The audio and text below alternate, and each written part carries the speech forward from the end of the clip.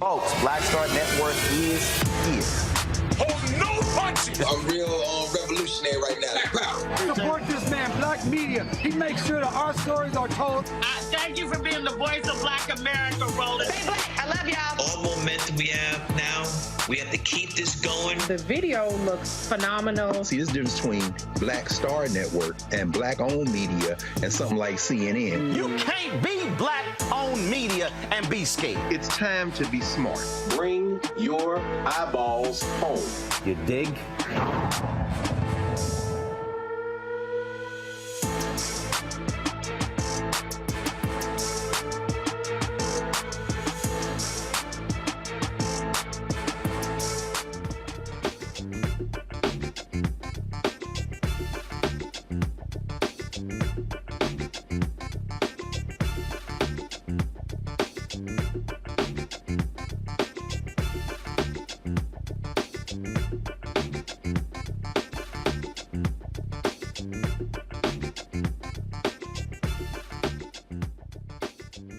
Today is Wednesday, October 4, 2023, coming up on Roland Martin Unfiltered, streaming live on the Black Star Network. The attorneys for the black man viciously beating in Jacksonville are going to join us on the show. First of all, folks, again, we have showed you this video. It is shocking. It is stunning.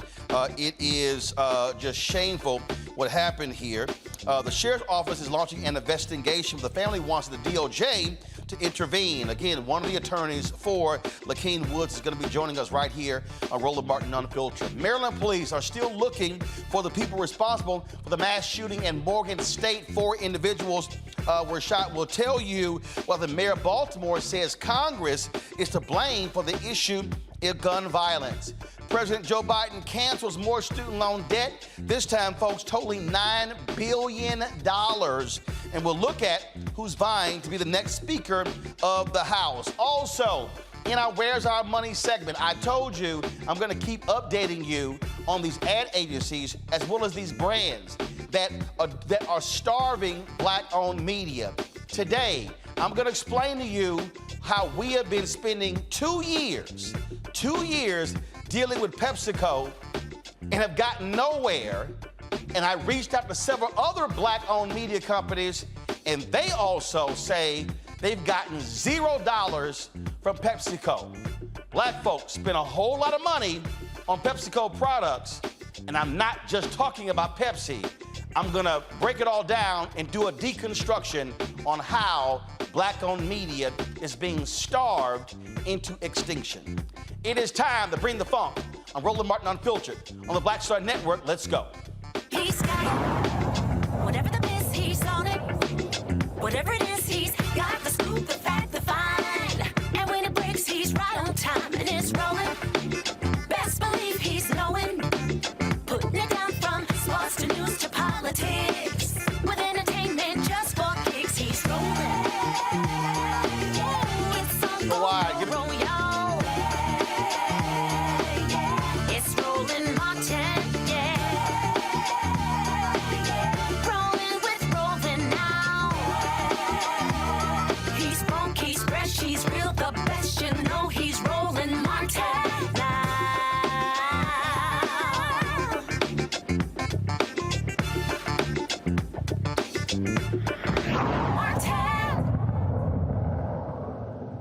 Folks in Jacksonville continue to demand answers regarding a black man, Lakeem Woods, severely beaten by police when he was arrested. This is what Woods looked like when he was booked into jail after the traffic stop. Now, Jacksonville Sheriff T.K. Waters, an African-American, says this video shared on social media misrepresented the facts surrounding the arrest of a suspect that went viral over the weekend. He also says it was altered.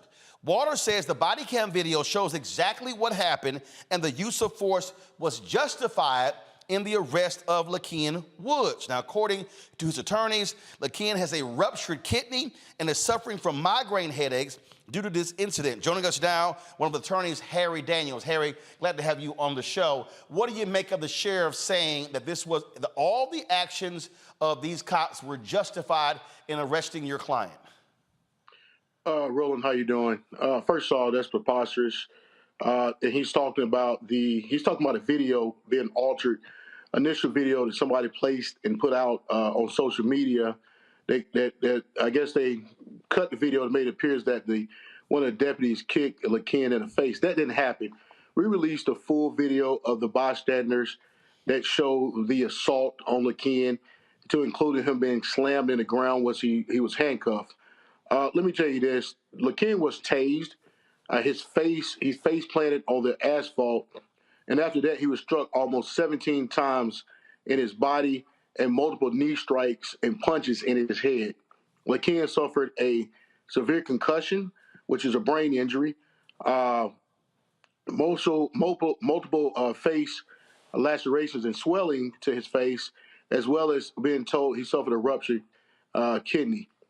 This all stemmed from, Roland, according to their own police report, because the front seat, the driver of the Ram truck that Lakeem ran from didn't have a seatbelt, wearing a seatbelt properly, improper use of the seatbelt. So they stopped these individuals at gunpoint to try to say they was doing a felony stop, but they had no probable cause to do a felony stop. The basis of the stop was based on somebody having a seatbelt behind their back opposed to being in front of their chest. So Lakeem, as the passenger, Roland, they came out with guns drawn on him and giving commands with weapons. He takes off running. Then the next is history of what happened to him. The video is crystal clear. It shows that Lakeem was struck multiple times. The body cam, as well as the cell phone footage from the bystander, shows Lakeem was struck multiple times. And even in the report, they do not deny that he was struck in the head, knee strikes in the head, which Roland, that is deadly force. Experts have opined across the nation that's deadly force. So now I'm trying to understand. So you're saying that he was stopped because of a seatbelt, and now I'm really confused here. And they came out with guns drawn? That's exactly what happened. The video shows, and based on their report, the basis of the stop was for improper wear of the seatbelt of the driver. Lakeem was a passenger. So the Supreme Court has made it very clear if a person can walk away without reasonable suspicion of committing a crime, they can run away. Lakeem chose to run away. They didn't like the fact that he ran. He was not not under suspicion of committing any crime whatsoever. Now they do talk about early on of them watching them at a gas station that Lakeem was counting money, but there was no indication they saw any transaction of drugs, money, or guns. So the basis of the stop was based on, well, we see this guy not wearing a seatbelt. Let's stop him and let's see what they got. And Lakeem takes off running, and he suffered a beating beyond words. He's in bad shape. He's currently in jail. His face is swollen, eyes swollen shut. You see the picture there. It's horrific. Can't even see out of his eyes. He was admitted into the hospital due to his brain injury. Let's be very clear. He was admitted into the hospital. He was released from the hospital, and he was told that he had some type of ruptured kidney as well. So for the Sheriff Waters, who I've dealt with these same officers before. Actually, it's one of the officers, Jose Garriga, is the same officer who shot and killed a FAMU student back in 2019. Is the same officer involved that beat Lakeem, who's actually struck him in the head multiple times with his knee. But Roland, the reason why Jamie Johnson was stopped, the same reason. He didn't have a seatbelt on. Wow. So this is this guy's MO to get to people to eventually. In Jamie Johnson case, he shot and killed Jamie Johnson. In this case, they beat LaKen mercilessly. So when you hear the sheriff say he should have complied like the other young man did, what do you say? Well, you know, I tell people this all the time. They say, well, you should comply, Just because police give you an order, and you can make the determination, you can make the decision whether you're going to follow the order. Order has to be lawful, okay?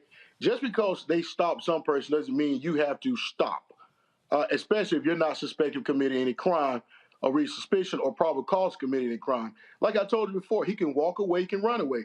He exercises his right to walk away or run away from the scene. That they're not constitutionally right or duty bound to go after him because he's not suspected of committing a crime. So therefore, this is not just, let me be very clear, Roland, this is not just excessive force on LaKen Woods. This is unlawful force because they had no right to stop and seize him in the first place. As you can see this video, this is for a seatbelt violation. These black men are held at gunpoint, and all they got right now is a seatbelt violation. Nothing more, nothing less. And LaKen, the seatbelt violation was based on the driver, not the passenger. But the passenger is bound. The passenger is not bound to stay there because you stopped the car. He's not one being cited for operating a vehicle in the state of Florida, violating the law as an improper wear of the seatbelt. But nevertheless, when he takes off running, they go after him, and you see what happened to him next. All right, Harry Daniels, certainly keep us abreast of what happens next in this case. Thanks a lot. Appreciate it, Roland. Take care. Folks, my panel, Robert Patillo. He is the host of People, Passion, Politics, News Talk, 1380 WAOK out of Atlanta. Rebecca Carruthers, Vice President, Fair Election Center out of D.C. A. Scott Bolden, attorney based in D.C. As well. Glad to have all three of you here. See, here's the thing that consistently happens over and over and over again. I swear, Scott, every time we do one of these stories, we start off with, it was a basic traffic stop.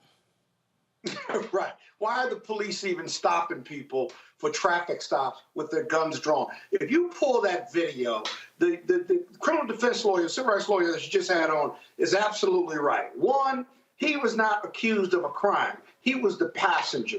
He even had his seatbelt on properly. That's the first thing. He gets out and runs and walks away. Why are you chasing him? Why are you have your guns on him?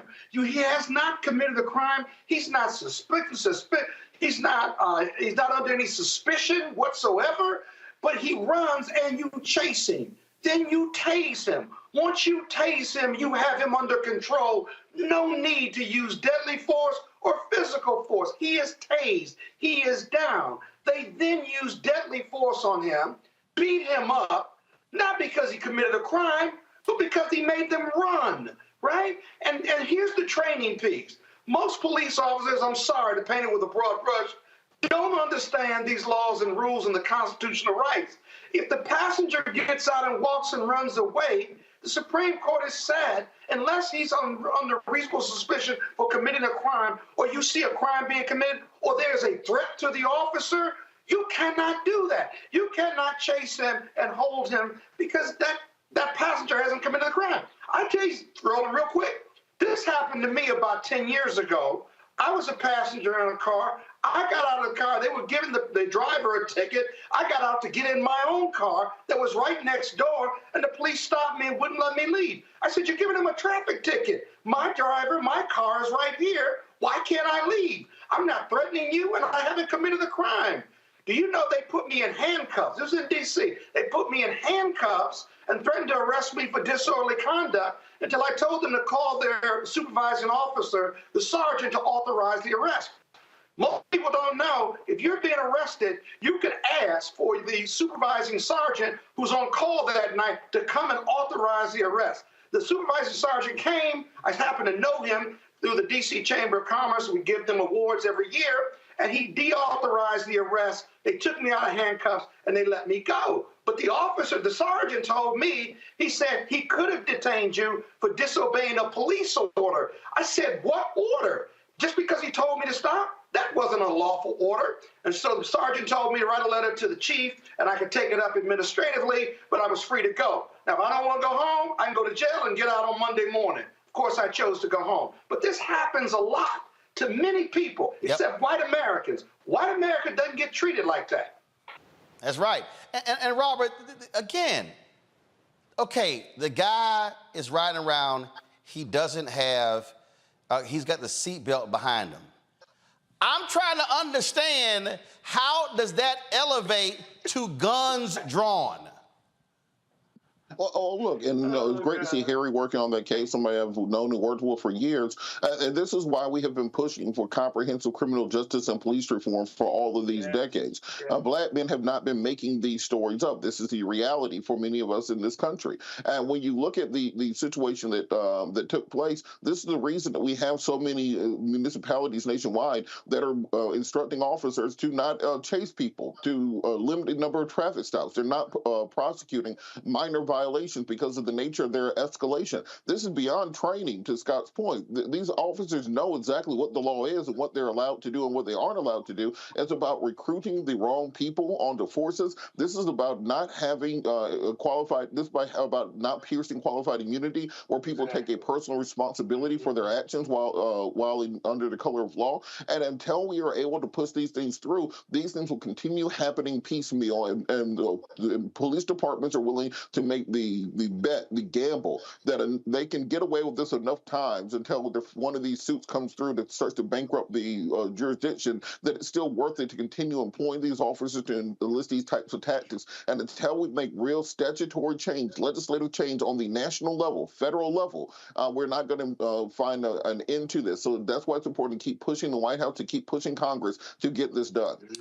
And Rebecca, here's the deal. There are a lot of people who, you got these right-wingers who say, oh, these soft on crime, George Soros DAs. But this is why you have an increasing number of police chiefs who are saying, enough with the basic traffic stops.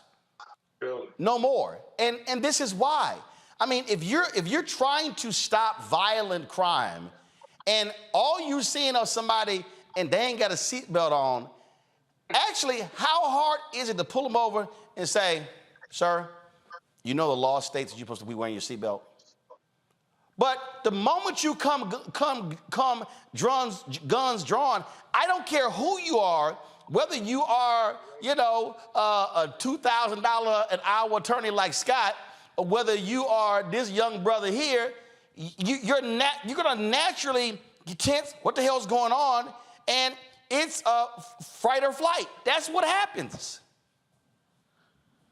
You know, I have a couple of responses to this. The first thing is, Tim Scott, where are you at? Each time something like this happens where someone is getting brutally beaten or even sexually assaulted or, God forbid, killed in police custody, I want to hear from Tim Scott. I want to hear how he continues to justify what he did with the George Floyd bill negotiations. The second thing is Chuck Schumer. At the beginning of the next Congress, if you are still the Senate Majority Leader, when you're carving out the rules package, which determines the number of votes needed to end debate, i.e. cloture, in order to pass legislation, I need you to carve out two exceptions. One, carve out exceptions when it deals with the George Floyd policing bill, and two, carve out exceptions when it deals with the voting rights, with the John Lewis voting rights bill. Those are two things that the Senate Majority Leader can do, and those are two things that we ought to demand that Chuck Schumer does if he is elected as the next Senate Majority Leader in the next Congress. Oh, indeed, indeed. All right, folks, hold tight one second. When we come back, we're going to talk about this mass shooting that took place last night on the campus of Morgan State University in Baltimore. Folks, you're watching Roland Martin Unfiltered on the Black Star Network. Be sure to support us in what we do. First and foremost, if you're watching on YouTube, hit that like button. That impacts the algorithm and this video being shared to other folks by YouTube. So please do that right now. Our goal is to get 2,000 likes every time this show airs. Also, folks, support us as well, our Bring the Funk fan club. I dropped by the post office today, whole mailbox full of checks and money orders. A lot of y'all who don't want to use the digital currency, not a problem. Send your check and money order. P.O. Box 57196, Washington, D.C. 20037-0196. Cash App, $RM Unfiltered. PayPal, R Martin Unfiltered. Venmo is RM Unfiltered. Zelle, Roland at RolandSMartin.com. Roland at RolandMartinUnfiltered.com. Be sure to get a copy of my book, White Fear, How the Browning of America is Making White Folks Lose Their Minds. Available at bookstores nationwide. Download the audio version, which I read on Audible. And of course, download the Black Star Network app, Apple phone, Android phone, Apple TV, Android TV, Roku, Amazon Fire TV, Xbox One, Samsung Smart TV. Don't forget our 24-hour streaming channel can now be seen on Amazon Fire, on Amazon News. You can also check us out on Plex TV. You can also see us now on Amazon Freevee, as well as the live TV portion of Amazon Prime Video. That's right. So check us out on those channels. We'll be right back.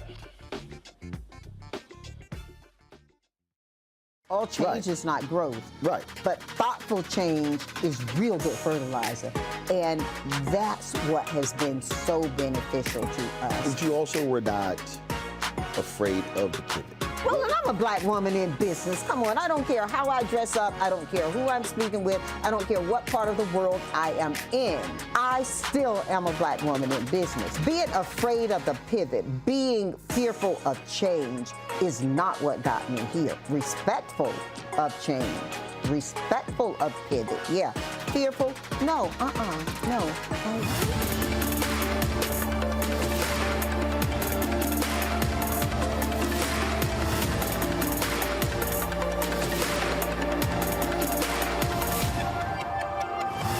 Next on the Black Table with me, Greg Carr.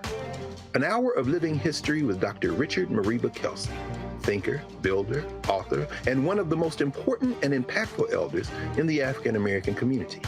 He reflects on his full and rich life and shares his incomparable wisdom about our past, present, and future. African genius is saying that my uncle was a genius, my brother was a genius, my neighbor was a genius. I think we ought to drill that in ourselves and move ahead rather than believing that I got it. That's next on the Black Table, here on the Black Star Network.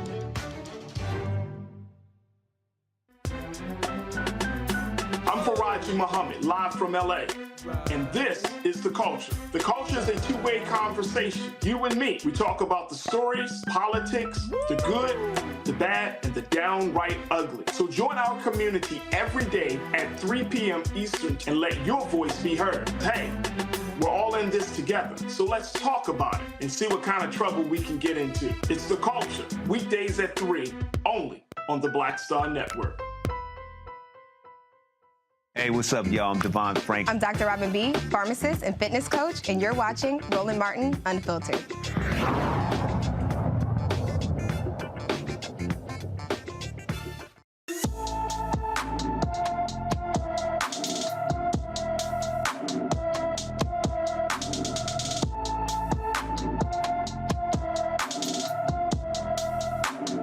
Naira Jade Mitchell has been missing from her Boston home since September 20th. The 14-year-old is 5 feet 2 inches tall, weighs 175 pounds, with maroon and black braided hair, brown eyes, a nose piercing, and a birthmark on her left hand. She was last seen wearing a long-sleeve blue shirt, blue trousers, and black sneakers. Anyone with information about Naira Jade Mitchell is urged to call the Boston, Massachusetts Police Department at 617-343-4560, 617-343-4560. Folks, here we are almost 24 hours later, and Baltimore officials are still looking for a person or persons responsible for the Tuesday night shooting on the campus of Morgan State University. 5 people were injured in that shooting. Investigators believe there was a dispute between 2 groups when gunfire erupted near a university dorm. At least 3 people were believed to have been armed. 4 men and 1 woman between the ages of 18 and 22 were shot and hospitalized with non-life-threatening wounds. Last night's shooting has the city's mayor laying some responsibility at the feet of Congress. This is what he said, what Mayor Brandon Scott said after he was questioned by a local reporter. They just ousted their speaker yesterday. It's chaos on Capitol Hill. Why do you believe that these members in Washington, D.C. can address this problem when they're struggling to do the basic functions of government? Because it's their job, Mackenzie. The same way that the residents of Baltimore City want me to make sure that the police department is actually out there arresting these individuals, and it's up to those individuals who have the power to do something to actually do something. So what specific legislation are you looking There's a bunch. for? So I can run the whole list down, and I'll get Brian to send you more. One, they should ban ghost guns, period. They should remove the immunity for gun manufacturers, period. They should ban assault rifles and magazines, period. Why can't you and other state leaders push for legislation at the state level to ensure there are tougher penalties for people who shoot and kill other people? I think that when you look at Maryland's laws around guns and gun violence, we have some of the best in the country, Mackenzie. The guns are coming in from other places, other states. That is why this is a national issue. It's a both and, Mackenzie, not an either or. Now, Morgan State University President David Wilson released a statement regarding the shooting. He said, what happened on our campus was such a senseless act of violence perpetuated on our community. It was so disappointing to learn of what took place, especially after what was a family-filled and fun evening of celebrating the pageantry and beauty of our students. But rest assured, our Morgan family is strong, and we will march on with determination to keep moving on. Homecoming is happening this weekend, and I must say, Rebecca, when these things happen, when these shootings happen, and we've seen them happen on other HBCU campuses, on PWI campuses, this is this unfortunate reality of senseless gun violence in this country.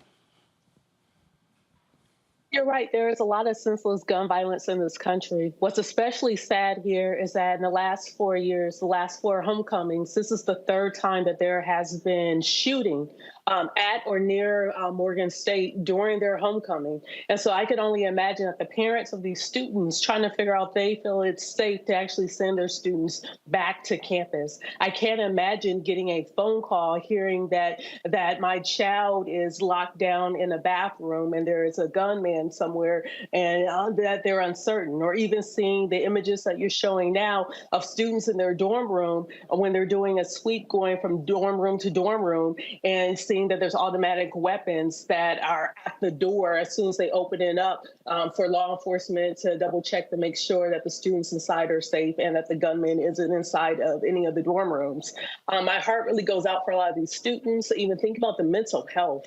That's a lot for those students. But secondly, I would say that we also need the city of Baltimore to step up to make sure that there is adequate safety around Morgan State's campus. I think about some of the PWIs and think about the levels of security that we do see at some of the PWIs. And I hope at Morgan State that they receive the same level of support from both the mayor as well as, from the city of Baltimore as well as the state of Maryland. You know, Robert, we often talk about students, but we also got to realize faculty and staff. I know a particular faculty member who texted last night saying, hey, I'm good, I'm safe, but I'm not good. When these things happen, I mean, it shakes up not just students.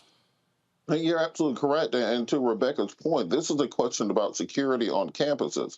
We have to ensure not just for situations such as this, but just for the safety and security of our students at HBCUs, they should be the most secure areas on earth. This is the next generation of leadership, and we have to protect them just as a mother hen protects her eggs. That's how we need to treat our HBCUs. And we had this happen at Clarkland University many years ago. And if anybody was at the AUC in the 80s or the 90s or the early 2000s, you remember how open the entire area was. You walked through one campus to the other, you drove from place to place, you congregated at Stiegel's, you went on down the street, etc. But as we have these outside individuals coming through causing trouble and actually shooting on campus, they had to start closing parts of the campus down, shutting off streets, increasing security patrols, hiring additional police officers. And that was what I believe has to happen in this area, because we have to protect these students at all costs. And I think the national media also does a disservice to these conversations, because at one once it was reported, at first the media said mass shooting on the college campus, and then it's as if they got a message saying it's just black folks doing black folks stuff, and then it all went away within about an hour. We have to continue having these conversations, not just when it's a white shooter shooting at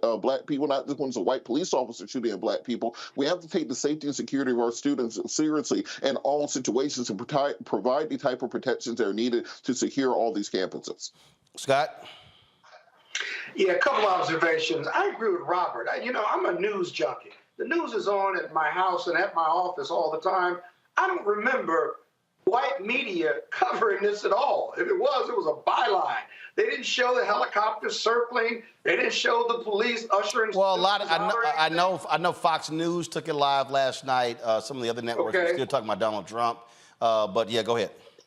Yeah, but I mean, it just wasn't the same level. They didn't cover it for 4 to 6 hours. I know there was a lot going on yesterday. But again, this whole issue of gun control and what we're going to do about guns. We are so numb to mass shootings now. Think about this. I always thought, Roland, that once small white children, white students, and white people start getting shot by mass murderers or these mass shootings, that white conservatives on the Hill would cut a deal with the NRA and do something about gun control, something that would stop the killing. We have exchanged tolerance for mass shootings, black people or white people, in exchange for our love of the NRA. Think about that. We have tolerated mass killings and accepted them as a byproduct of our protection of our Second Amendment right and protection and our allegiance to the NRA. Something is really, really wrong with this country, and really, really wrong with those who do that deal. Well, it's a deadly deal, and it just keeps going on over and over again. Bottom line is, with those kids at Sandy Hook, when they were murdered and they did nothing, they were very clear of how they're gonna respond. All right, folks, hold on one second. Gotta go to a break. We come back. We'll talk about more next speaker. A couple of Republicans are throwing their name into the hat. One of them said he's David Duke without the baggage. The other one is a man who was a former wrestling coach at Ohio State who did nothing when men were being sexually assaulted. Way to go, Republicans. We'll also talk about our Where's Our Money segment. We also talk about, again, the companies, these brands, and these ad agencies that are giving short shrift to black-owned media. And so I told you I'm going to spend the time educating you and walking you through the reality of a lot of these companies. We're going to talk about a company that's worth $230 billion. That's their market cap. Pepsico. I'm going to show you all the products that they sell that black folks buy, but ask the question, why are they not spending a fair share of black-owned media? I'm going to deconstruct that right here on Roland Martin Unfiltered on the Black Star Network.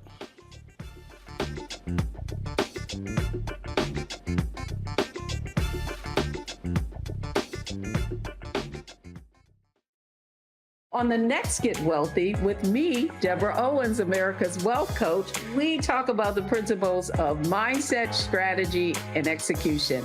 This week, we're adding a fourth, faith. You're going to hear from a mother and daughter duo who are helping thousands of black women build wealth, all through their faith. You are more than you can ever imagine. Not just obtaining things to show that, but seeing yourself. Making your faith work for you. That's right here on Get Wealthy, only on Black Star Network.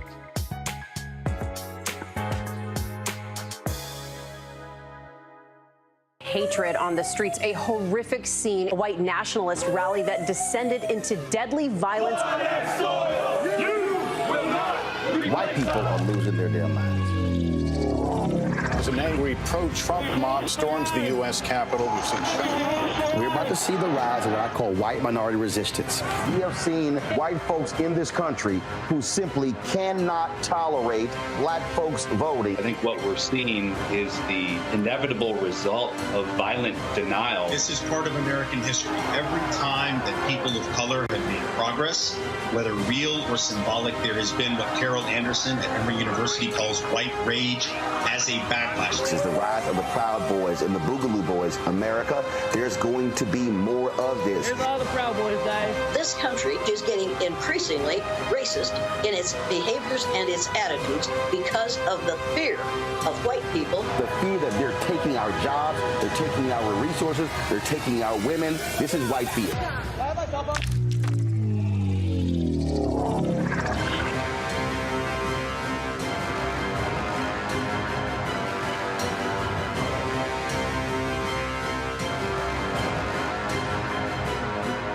Hello, we're the Critter Fixers. I'm Dr. Bernard Hodges. And I'm Dr. Terrence Ferguson. And you're tuned in to Roland Martin Unfiltered.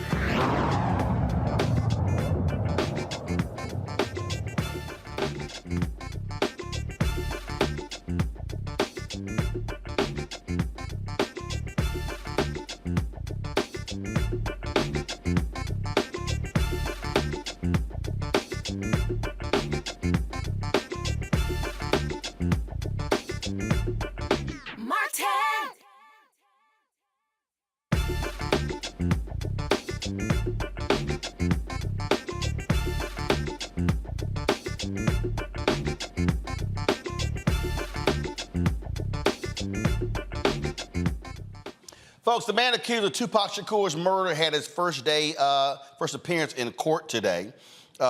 This took place, of course, in Vegas. Dwayne Keith D. Davis, his arraignment hearing was cut short after he asked Las Vegas, Nevada District Judge Tierra Jones to postpone while he retains counsel. The 60-year-old was arrested Friday for allegedly masterminding the 1996 shooting death of Tupac on the Las Vegas Strip. The judge rescheduled Davis's arraignment for October 19th. I must say, Robert, that's a long time. When the police did when they searched his home, they were looking for evidence and they claimed they uncovered it. We're talking about something that was almost 30 years ago. Yeah, it's very interesting the amount of time that seemed to be needed to prepare for this case, because after having 30-something years to put this together, you'd think that all the ducks would be in the row, and then the minute that they arrest a suspect, they'd be able to proceed very quickly in this case. I think it's going to be very difficult. I've worked on cold cases of this nature previously. This would be considered, and witnesses change, witnesses die, people move, evidence is destroyed. Videos aren't as crisp in 1996 as they are in 2023. It's going to be a very difficult case to prosecute, and I think that we're going to have to just hold on and kind of wait with bated breath, understanding this is going to be a process that's going to take a while to get through. It is proof, however, that our justice system, there is no statute of limitations for murder. And if you are involved in something, a criminal activity of this nature, maybe you shouldn't go on a bunch of documentaries and podcasts to talk about it. Just seems like it might be a bad idea. Some things you take to the grave with you, this might be one of them. Scott, that's one of the things. He has been quite vocal, writing a book and others talking about how he was actually in the car when the shooting took place. Dumbass. Just a big dumbass. Scott, did he check with his lawyers? Say what? I said it the nice way, Scott. Yeah, it's a dumbass. Dude, who let him write that he was in the car and gave the gun to the shooter and put it in his memoir, the life and times of an original gangster or street hustler or whatever it was? I mean, this was going to be his ode to the gangster street life. And so he writes it, and damn it, at 2019, by 2023, he's arrested. You think? I mean, he got lawyers. His current lawyer had been with him for 20 years. You think he would have ran this book by his current lawyer and said, okay, you got co-conspiracy here. You have murder charge here because you were accessory to it and you helped him do it. You were the mastermind behind it. Let's put that in a book and publish it and just take our chances, right? Because you're an OG now and nothing's going to happen to you. Dumbass. Hey, you can always depend on folk running their mouths, Rebecca. That make no sense. Who Look, Vlad TV got another one. I mean, he's been on Vlad TV numerous times talking about this. Quite frankly, I don't know why it took the Las Vegas Police Department so long to actually go and arrest him and continue on with the investigation. He's been talking and blabbing out of hand like for the last 4 years. So yes, the murder happened 27 years ago, but when you have someone who's making a statement against self-interest and admitting their part in a high-profile murder, like, it shouldn't take 4 years to piece it together, but here we are. I am curious about the timing. Indeed. All right, folks, let's talk about something that President Joe Biden promised when he was running for president.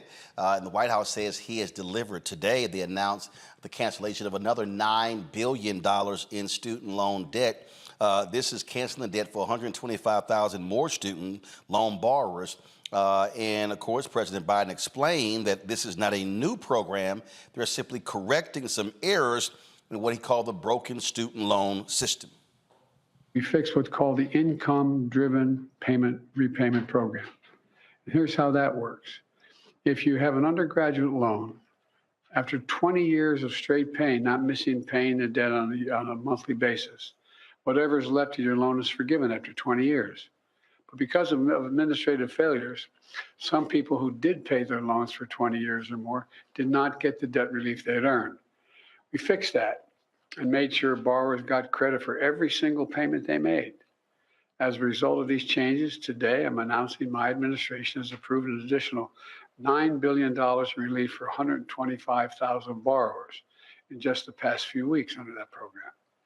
With the latest debt cancellation in total, my administration has canceled $127 billion in student debts for nearly 3.6 million Americans. This kind of relief is life-changing for individuals and their families, but it's good for our economy as a whole as well. By freeing millions of Americans from the crushing burden of student debt, it means they can go and get their lives in order. They can think about buying a house. They can start a business. They can be starting a family. This matters. It matters with their daily lives. This latest progress builds on other steps we've taken. We made the largest increase in Pell Grants in over a decade, helping students and families making less than $60,000 a year get to college. We made additional improvements in the income-driven repayment program. Before I took office, student borrowers would pay no more than 10% of their discretionary income on a monthly basis if they wanted to do it that way. But under my administration's plan, which is called SAVE Plan, we reduced that to 5% for undergraduate borrowers. It's now the most generous repayment program ever. Under this plan, no one with an undergraduate loan today or in the future, whether at a community college or a four-year college, will have to pay more than 5% of their discretionary income to repay these loans.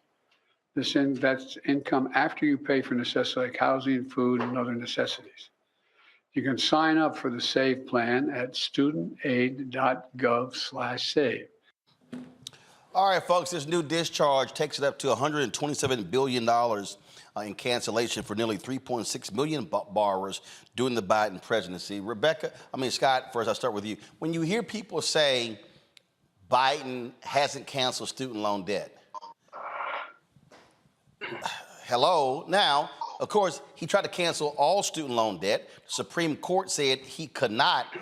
I don't see how somebody could act like $127 billion for 3.6 million people is no big deal.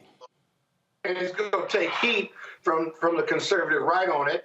This is going to invite lawsuits because he did it by executive order or through the Department of Education. But he's doing it as he's chopping it up one, and he's doing it to correct a faulty system, hoping that he'll survive the court challenges, which I think he's got a better shot at it.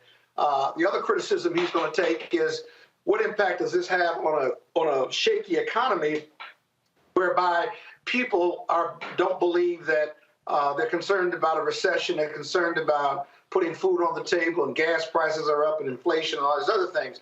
He's got to be prepared to respond to that, but he's keeping his campaign promise. And I'll be honest with you, he needs to lead in his communications. I know he's going to be talking about abortion, and he's going to be talking about Bidenomics, and he's going to be talking about democracy, but he needs to remind his constituency that he's kept this promise. He made this promise, he kept this promise, because in the end, whether he's tied with Trump or not, whoever's on the ballot in November, right, this election is going to be all about get out the vote. Who mobilizes more? We can't take anything for granted, whether Trump's indicted or convicted or in civil court for fraud. We gotta get out and vote, cover all our bases, because we can win this House, maybe keep the Senate, but we gotta win the White House, and it's all gonna be about mobilizing voters. I think all of our monies ought to go into those grassroots groups that are going to mobilize voters in all of these swing states, as you've said very often on this show. And here's the deal, Rebecca. Look, it's a bunch of Republicans. They don't want any student loan forgiveness. Well, I would say first, in response to Scott, every single election is about getting out the vote. Every single election is about turning out people to vote. That's every single election. And I would say that it is good that Biden is holding on to his campaign promises. And I want our viewers to understand that this isn't about necessarily young people, but this is also middle-aged people. And you heard in Biden's remarks earlier today that these are people who've been paying for over 20 years, and some of their loans were supposed to be discharged and was not. So these are people who are in their 40s. These are also people who are in their 50s. These are also pre-retirees who've had to choose between paying off student debt versus saving for retirement, which is why many of them are choosing to stay in the workforce a lot longer, because they simply can't afford retirement, because during those building years where they would have saved up for retirement, they were paying enormous student debt.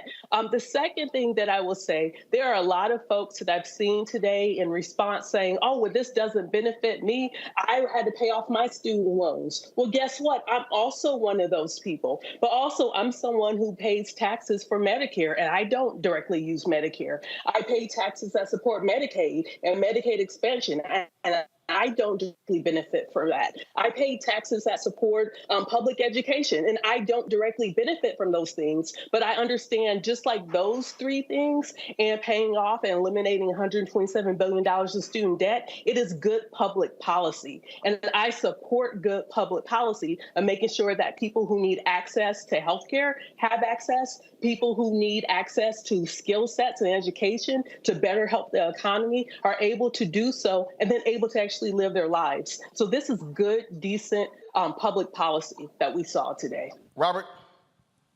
Well, I think the issue that a lot of people have is that people underestimate the enormity of the problem of student loan debt. Biden's $127 billion that he's canceled the student loan debt still only comes out to 1/20th of the problem. There are over $2 trillion in student loan debt in this country. So it's going to take congressional action for this to take place. And of course, we want to try to take back the House in 2024, trying to increase the majority in the Senate in 2024. But right now, I implore people, there are 18 Republicans who are in districts that Biden won. If you are in one of those districts, start calling your representative's office, flood the phone line starting today. Because if we can get 5 to 6 Republicans to vote for Hakeem Jeffries next Tuesday to be Speaker of the House of Representatives, we can flip the House right now. Not waiting until the clown show gets things done, not waiting for them to propose Donald Trump as Speaker of the House. We can actually flip the House with just 5 to 6 of those Republicans who are in Joe Biden districts right now, and that will give us the ability to pass a compromise bill through the House and through the Senate. They can do more to take a bite out of that $2 trillion. As Scott said, each of these executive orders are being attacked by groups led by Stephen Miller and other conservatives, wrapping them up in court for years. The black farmers, for example, have had their $10 billion tied up in court for over 2 years. The only way to get this done through legislative action, and that means that we're going to have to flip the House, and one of the ephemeral chances is going to happen next week in the Speaker of the House vote. Start flooding those phone lines right now and try to make a difference. But you've also got to have, we talked about it, people, again, exercising the vote. Get the Gary Chambers video ready. And we talked about what has to happen and how black folks have got to use our power. We've got to learn to use our power. I'm going to go to a break. We come back. Gary Chambers, of course, he ran for United States Senate there in Louisiana. He put a video together breaking down how abysmal the numbers are of African Americans voting in Louisiana, early voting. You've got a mayoral election in Memphis, and the numbers have been abysmal. Folk can't keep complaining about stuff. They're not using their power. So we come back, we're gonna play that video and talk about it with our panel. Top of the hour, we're gonna talk about PepsiCo. What's up with their spending with black-owned media? I'm gonna walk you through it. I reached out to several black-owned media companies today, and they told me point blank, they're spending virtually no money or no money at all. But we sure as hell buy a lot of their products, and we'll walk you through that. Plus, the next hour, Congressman Jim Clyburn will join us to talk about Republicans picking the next Speaker of the House. They got a couple of crazy ones who have already thrown their names in the hat. You're watching Roland Martin Unfiltered right here on the Black Star Network.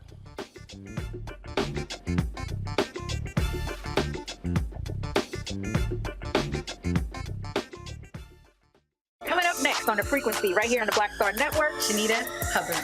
We're talking about the ride or die chick. We're breaking it down. The stereotype of the strong black woman. Some of us are operating with it as if it's a badge of honor. Like you even hear black women like aspiring to be this ride or die chick, aspiring to be this strong black woman trope at their own expense. Next on The Frequency, right here on the Black Star Network. On the next A Balanced Life with me, Dr. Jackie, 2 facts that you need to be aware of.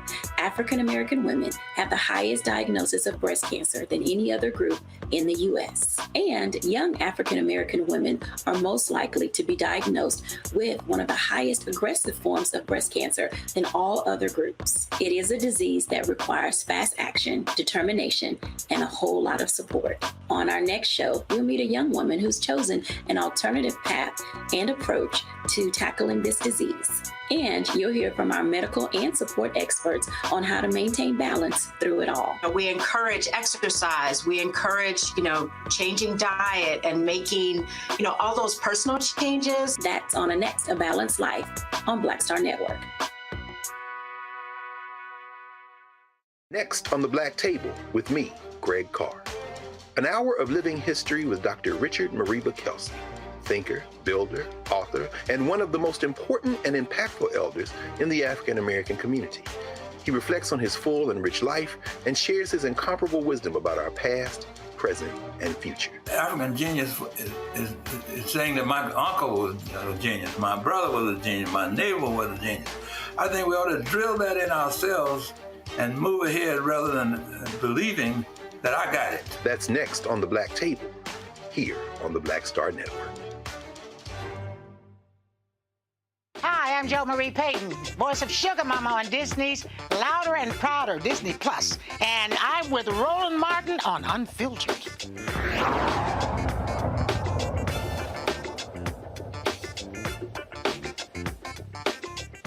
All right, folks, welcome back to Roland Martin Unfiltered. Our friend Gary Chambers out of Baton Rouge is an activist.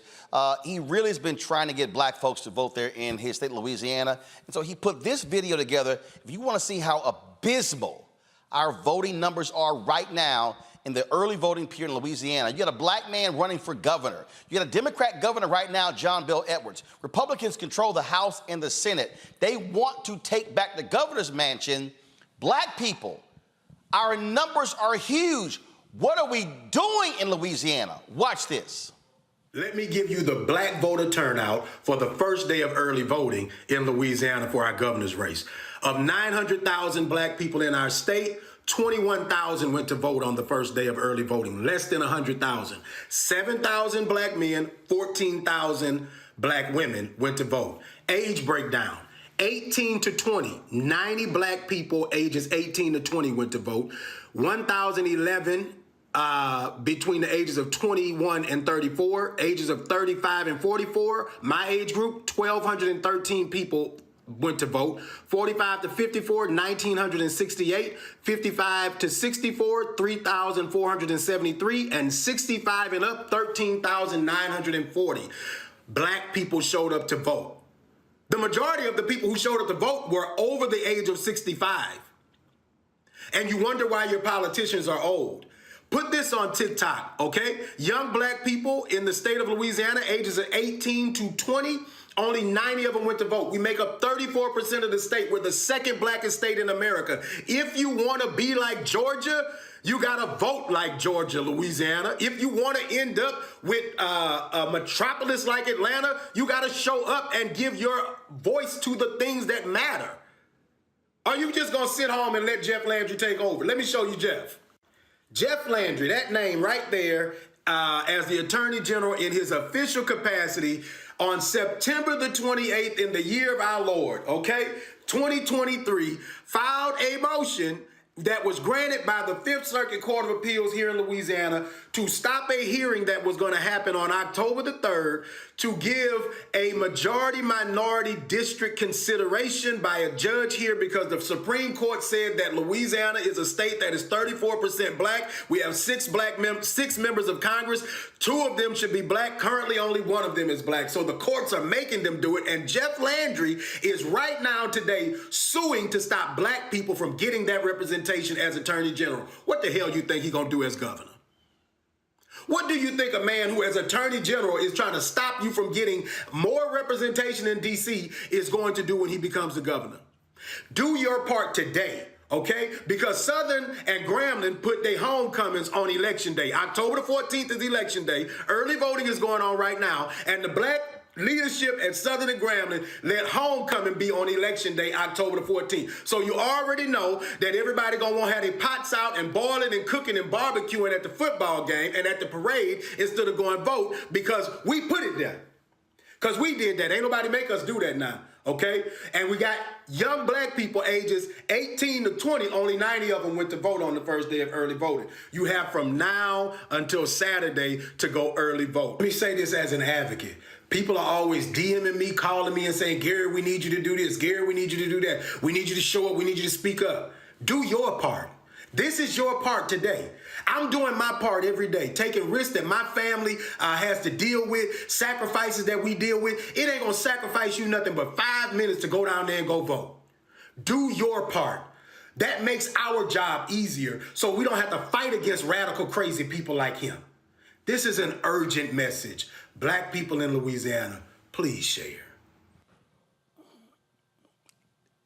Rebecca, homecoming on an election day. Well, I'm going to have to push back just a little bit because I was on Grambling State's campus and I'm working with students who are part of their student government association as well as their royal court. And what they're doing on October 14th, a week and a half from now, not this Saturday, but the next Saturday, they're actually shuttling people from homecoming to the polls.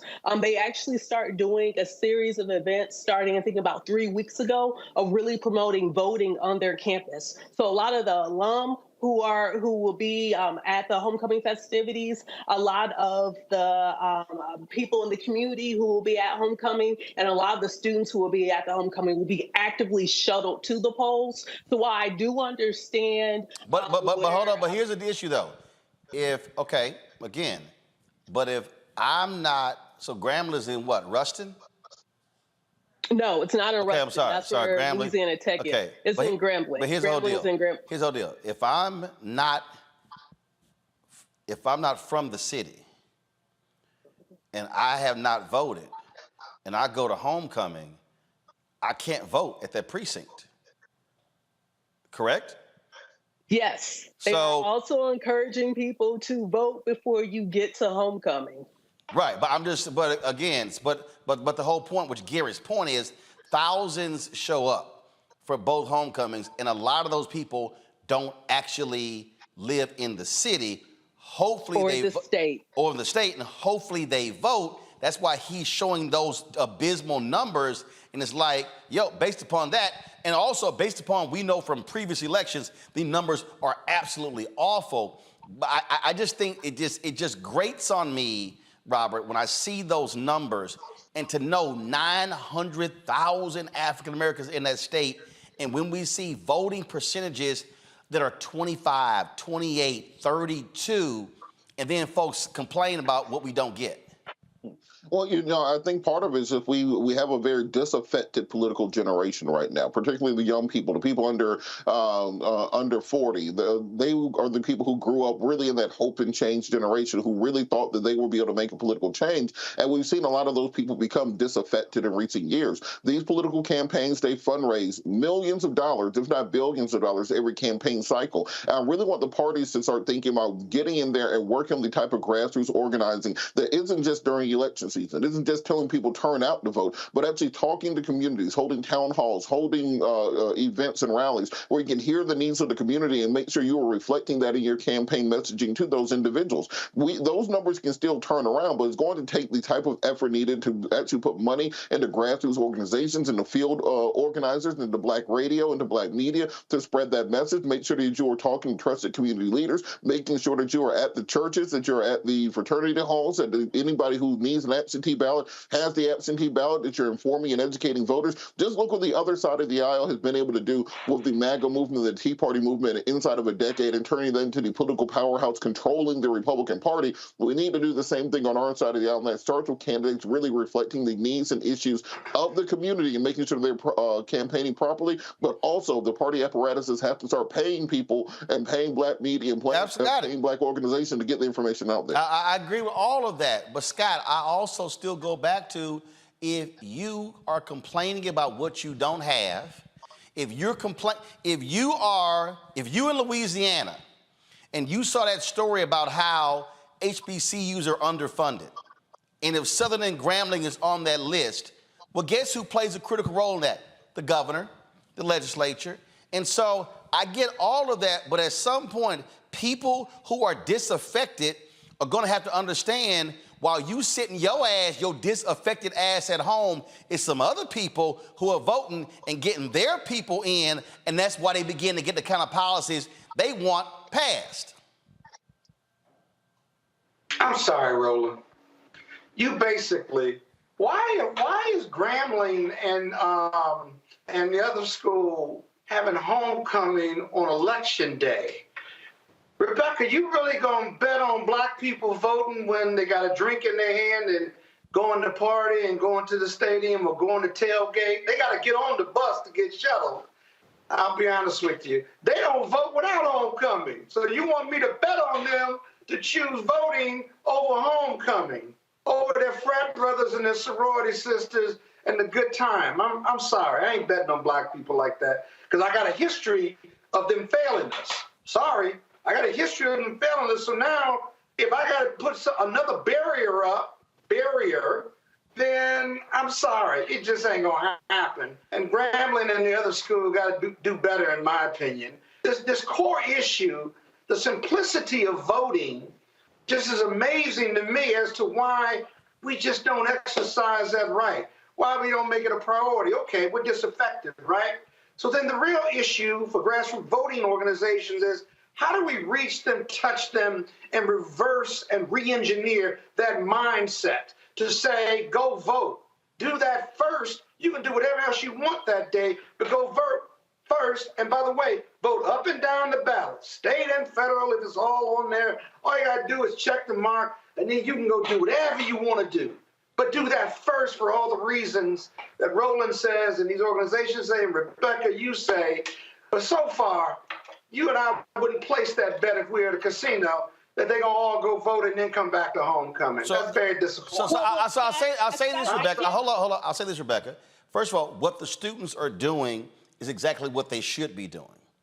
But this is also where I look to university leadership.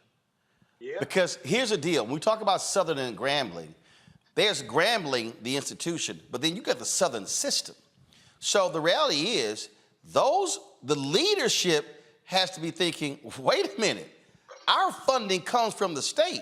So we're gonna need, to me, the last thing you do is put your homecoming on an election day for the governor of the state. But I'm not just making this about Southern and Grambling. I'm looking at the total numbers for everywhere, Shreveport, Baton Rouge, New Orleans, Opelousas, Leonville. We can go all around. The numbers are horrible, and all I'm saying is Black Louisiana, and also all you Negroes out there who run y'all mouth on YouTube and other platforms who are from Louisiana, why you ain't sitting here trying to get folks? Because again, people keep saying they want change, but our voting habits are going to have to change in order for you to get change. Rebecca, go ahead. So this is what I'll say. First, I'll address with Grambling, and then I'll address the greater point that you're making. So first, Fair Election Center's Campus Vote Project, we work hand in hand with Grambling, with doing our HBCU initiative, with increasing voting of HBC students. So one of the things that we've helped launch is this concept called Vote Coming, bringing our votes back home. So we're helping HBCU campuses link homecoming to voting, which is why we're calling it Vote Coming, because we're trying to show that civic engagement, the activities that you see during homecoming, you see fundraising for the community during homecoming, you see different community and outreach, you see volunteering. There's a lot of different things that you see at homecoming. And it's not just the parties, but yes, it's the parties too, but it's also partying with a purpose. And so we're connecting that community engagement, that civic engagement to voting, so they understand like, hey, there's a history and legacy with our HBCUs when it comes to voting, voting rights, as well as activism. And so we're trying to marry those two concepts together. The second thing is, I do want to know, when did the Secretary of State actually release the primary date? Was it after these schools already set up their homecoming calendars? Was it before or was it after? Because I will say the way the voting system in Louisiana is set up to intentionally disenfranchise Black voters in that state. That's the reason why you have a late primary, and the primary is not connected even to federal elections. And then you also see where there's this runoff scheme. A runoff scheme came out of Jim Crow because the assumption is that Black voters won't show up. So Scott, I hear your cynicism, and I would say with all of the work that Grambling State specifically is doing to make sure that they're showing the connection between homecoming and voting, i.e. Vote Coming, as far as they've been for weeks letting folks know that this election is happening. And this isn't just going to students on campus or people in town, but also to folks who are part of the Graham fam. So I hear what you're saying. I do think that there has to be constant improvement. But I do see where we have our HBCUs are trying to figure out, how do we activate our HBCU communities? Well, here's the deal. Rebecca, you missed my point here. Real quick,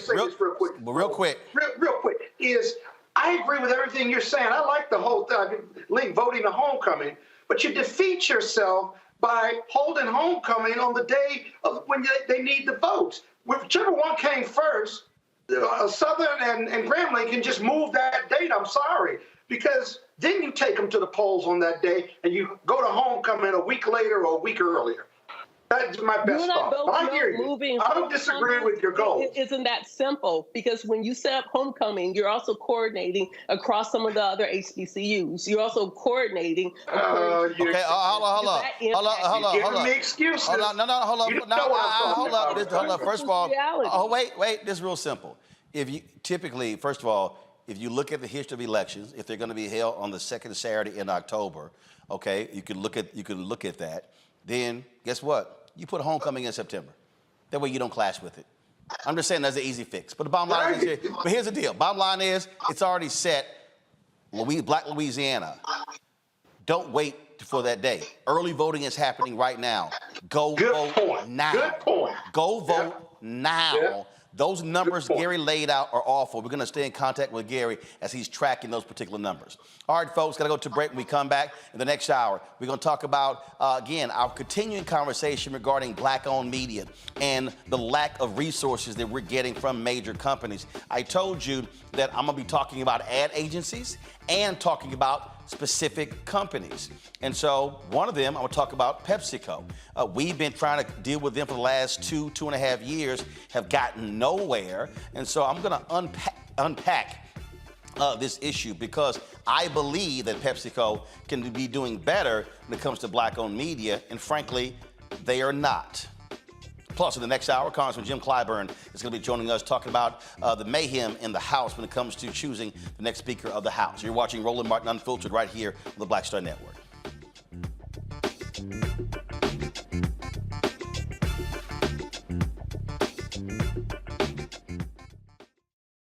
When you talk about blackness and what happens in black culture, we're about covering these things that matter to us, speaking to our issues and concerns. This is a genuine people-powered movement. There's a lot of stuff that we're not getting. You get it, and you spread the word. We wish to plead our own cause. Too long have others spoken for us. We cannot tell our own story if we can't pay for it. This is about covering us. Invest in black-owned media. Your dollars matter. We don't have to keep asking them to cover our stuff. So please support us in what we do, folks. We want to hit 2,000 people, $50 this month, raise $100,000. We're behind $100,000, so we want to hit that. Y'all money makes this possible.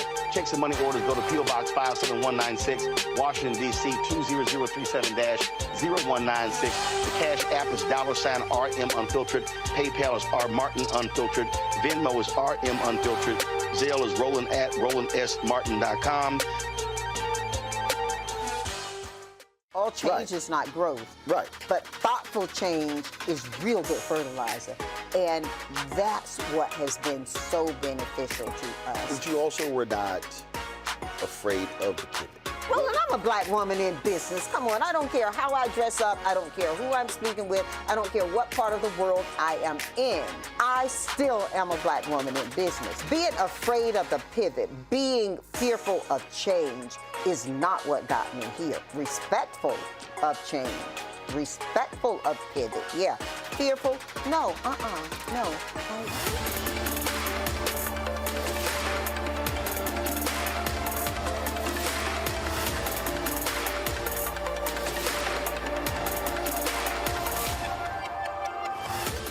My name is Lena Charles, and I'm from Opelousas, Louisiana. Yes, that is Zydeco capital of the world. My name is Margaret Chappelle. I'm from Dallas, Texas, representing the Urban Trivia Game. It's me, Sherry Shepherd, and you know what you watch. Roland Martin on Unfiltered.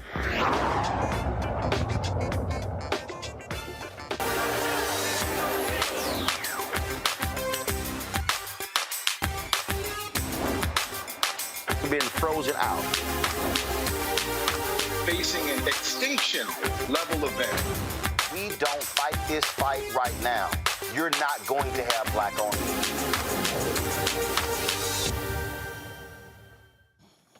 All right, folks, welcome back to Roland Martin Unfiltered. So you've constantly heard me talk about on this show how critically important black-owned media is, how critically important the resources that for black-owned media, how these things absolutely matter. And one of the things that we've seen how some companies have stepped up when we in the black-owned media collective began to make these issues known in the wake of the death of George Floyd. And just so you can understand when I talk about how significant this is and how this has been going on for quite some time.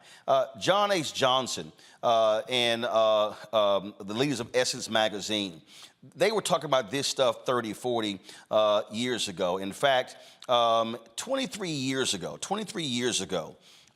when the New York Times did a story on the sale of BET, I want you to read this here. Okay, go to my iPad. It says, this is dealing with BET and Viacom. The two companies are betting they will be able to increase the advertiser revenue at black entertainment television, which reaches 62.4 million homes. But where, in Mr. Karmazin's view, as Meryl Karmazin, who was the then CEO of Viacom, the network has had a tough time getting the ad revenue that its audience merits. Blacks represent 13% of the population, but capture just 1% of advertising spending. According to Christopher Dixon, USB Warburg's entertainment and media analyst. Now, Mr. Karmazin said the sales staff could say to advertisers, how can you justify these lower rates other than discrimination? And obviously, you don't want to discriminate. BET has been getting its prices up, but we think we can accelerate the process. Now, if you read Brett Pulley's book, BET and the $1 Billion Bet, the unauthorized biography of Bob Johnson and BET, you read that particular book, he writes in that book that BET was getting, when it was black owned, it was getting $1,500 for a 30-second ad. When it was, and what MTV was getting was $8,000 for the same 30-second ad. That's what Mel Karmazin was talking about. He was like, when Mel Karmazin and Sumner Redstone saw what BET was getting, they were shocked. They were trying to figure out, how is BET a similar size of a company with MTV, yet MTV was getting $8,000 and BET was getting $1,500. My frat brother Todd Brown, who worked at Ebony, it talked about how Ebony was getting $20,000 for a full-page ad, yet Esquire, a smaller magazine, was getting upwards of $200,000 for the exact same ad. And so I'm talking about even these black-owned media companies, how we may actually get some advertising, but then what then happens when we don't get any advertising? So even when we do get the advertising, we're actually getting less money than white media. So when a lot of y'all out here talk about, man, we need black media for this, and we need black media for that, we need black-owned media doing this and doing that, this is real simple. We can't do any of that because we can't hire the additional people, because we don't have the additional revenue to hire the additional people. Then what the ad agencies and the brands then do, oh, you can't reach more people. Well, guess what? I can't reach more people because I can't market myself and take out billboards and digital ads and sponsor events because I have smaller revenue. Do y'all understand how this particular game is played? And so what then happens is, same companies, though, greatly depend upon African Americans buying a lot of their products. And so when we were talking about these issues, we were talking about, again, what's being done. And I remember, because I saw some Pepsi ads, I think it was in the BET Awards. This is 2021. So what happened was, I sent this tweet to one of the black board members at PepsiCo. Darren Walker is the president of the Ford Foundation. Great brother who's doing some amazing things there. And so here's the tweet. I said, hey, Darren Walker, would love to connect with you to discuss PepsiCo, because he's also on the boards of Square and Ralph Lauren, and their commitment to spending money with black-owned companies, especially black-owned media. Please drop me a DM. Never heard from Darren. I also sent Darren an email today saying I was going to be doing this segment. And again, Darren's a good brother. But here's what happened. I got an email immediately from John Banner. John Banner worked at PepsiCo. John is now over at McDonald's. We had a great conversation.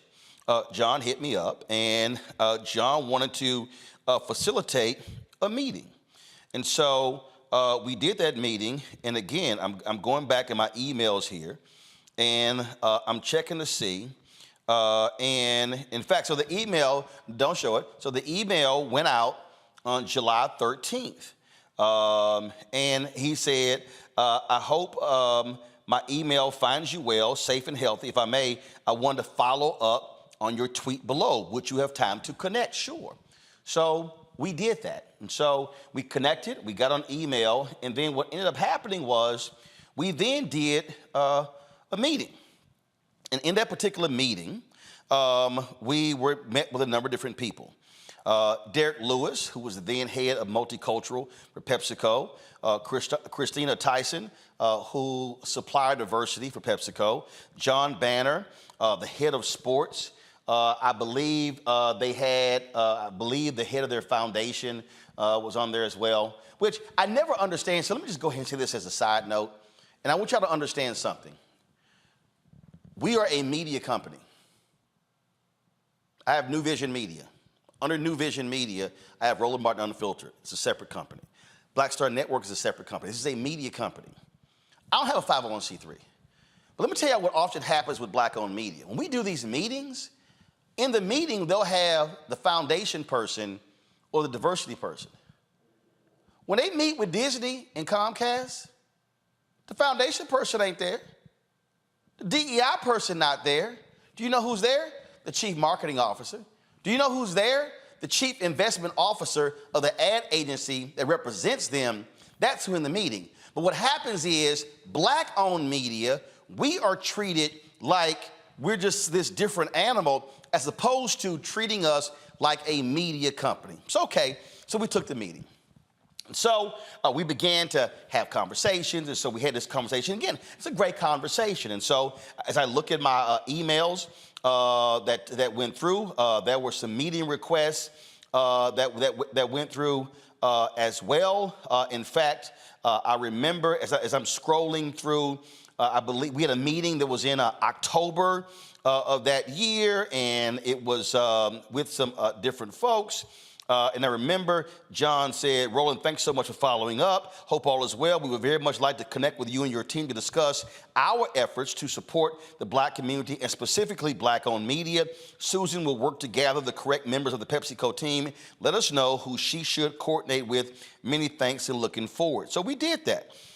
We chatted with them, did all sort of things, and then we actually had the meeting. So then we had the meeting. So, okay, so then all of a sudden, those things happen. Then nothing happens. So now understand, Urban Edge Networks, Hardy Pelt, Todd Brown, they handle third-party sales for us. And so they began to work on an initiative because they began to acquire some rights of various games with HBCUs. And so they began to talk to a variety of people, General Motors, P&G, PepsiCo, things along those lines. Well, they're embroiled in a lawsuit right now with the SWAC over that very issue. And in that particular lawsuit, I'm just going to pull it up here. This is I'm just going to show you the top of the lawsuit. So this right here, go to my iPad, is the lawsuit where they are suing Weber Marketing and Consulting and the Southwestern Athletic Conference and Charles McClellan, who was the commissioner. This is the Urban Edge Network. Now, in this particular lawsuit, they're suing them, claiming tortious interference because of some things that they allege the SWAC did, and Weber Marketing did. But I just want you to see this here. Go to my iPad. It says right here, number 36 on page 12. Within the last year, UEN instituted an oral agreement with PepsiCo through direct communications and negotiations with Christina Tyson, Director, Supplier Diversity, Global Procurement, located in Dallas, Texas. PepsiCo agreed to start advertising during HBCU games on UEN's streaming channel. Scott Finlow, Global CMO Food Service at PepsiCo, said the $50 million PepsiCo has put towards Black-owned businesses over 5 years as a part of our company's larger commitment of over $400 million towards advancing racial equity, racial equality within the company, industry, and communities we serve. Based on negotiations between the parties, UEN expected to be a significant part of PepsiCo's growth initiatives. Full stop. Come to me now. Now, you see here he says PepsiCo, the $50 million PepsiCo has put towards Black-owned businesses over 5 years. Okay, y'all, $50 million over 5 years. That comes out to be $10 million a year. Now, I'm going to show you something here that's going to blow you away. I need you to understand, because see, some of y'all who are watching right now, y'all are going, oh my God, that's amazing. That's wonderful. Go to my iPad. This right here is the close of business today of PepsiCo's stock. PepsiCo closed at $168.91 for their stock. I want you to see something right here. It's called MKT cap. See what that MKT cap, folks? That's called market cap. That means that PepsiCo as a company, its market cap is $232.52 billion. Let me say that again. It's $232.52 billion. 10% of that represents 232 million. 10% of that represents 23 million. You keep going down, the numbers get smaller and smaller. So when you talk about PepsiCo want to commit $50 million to black-owned businesses over 5 years, we ain't talking about a lot of money. Now, some of you may be saying, well, okay, Roland, you keep saying PepsiCo. Well, what's all of PepsiCo? PepsiCo is not just Pepsi. Here are the products that are under PepsiCo. Please show it. You see right here, Pepsi, Lay's, Mountain Dew, Doritos, Gatorade, Quaker. So when you go to the store, you're buying PepsiCo products. You see bubbly sparkling water, Ruffles, Cheetos, Mug Root Beer, Brisk, Nuts and Seeds. Keep going. Tostitos, Sierra Mist, Starry, Stacy's, Sobe, Propel. Keep going. Off the Eaten Path, Pastaroni, Pure Leaf, Pure Delicious Simply, Rice-A-Roni, Sun Chips. Keep going. Frito-Lay, Jack Links, The Walking Taco, Al Valle, Aquafina, Aunt Jemima, Baconettes, Bear, Boat 24, Cap'n Crunch, Chester's, Cracker Jack, Dole. Keep going. Driftwell, Evolve, Fritos, Fruit Leaf, Funyuns, Gamesa. Keep going. Grandma's, those are the Grandma's cookies there. Health Warrior, Hilo Life, Life Water, Lipton, Luza, Manzanita Soul, Maui Style, Miss Vicky's, Mother's, Munchies, Munchos, Muscle Milk, NATO Chips, Near East, Ocean Spray, Popcorners, Red Rock Deli, Rockstar, Rolled Gold, Sabritas, Sabritones, Santitas, Neon Zebra. Hope I'm pronouncing those correctly. Let's see here. Nut Harvest, Smart Food, Spitz, Soul Boost, Tazo. They have a deal with Starbucks with some of their coffees, variety packs, Yat Chat. Is that it? Now, if I go through that, I'm thinking about those pretzels I bought, Gatorade I bought. I love the chili cheese Frito-Lay. I'm thinking of Funyuns. My family loves Funyuns. I eat oatmeal, quick oatmeal. So it's a ton of those products that I bought. It's a ton of those products that black people buy. So now you have to ask the question, all right, PepsiCo, are you spending fair share with African Americans?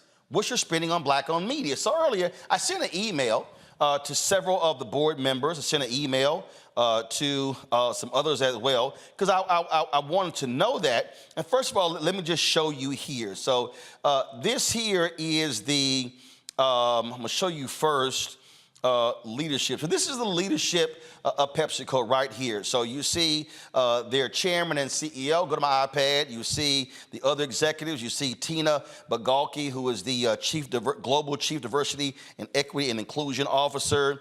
And then if I keep going here, and I keep going and keep going and keep going, and then finally I get to, so hold up, I'm gonna find, what was the name here? Because that was a woman who was the CMO, Jane Walkerly. She's Executive Vice President, Chief Consumer and Marketing Officer. Then I get to this brother, Stephen Williams. He's the Chief Executive Officer, PepsiCo Foods. So of their executive leadership, there's only one African American.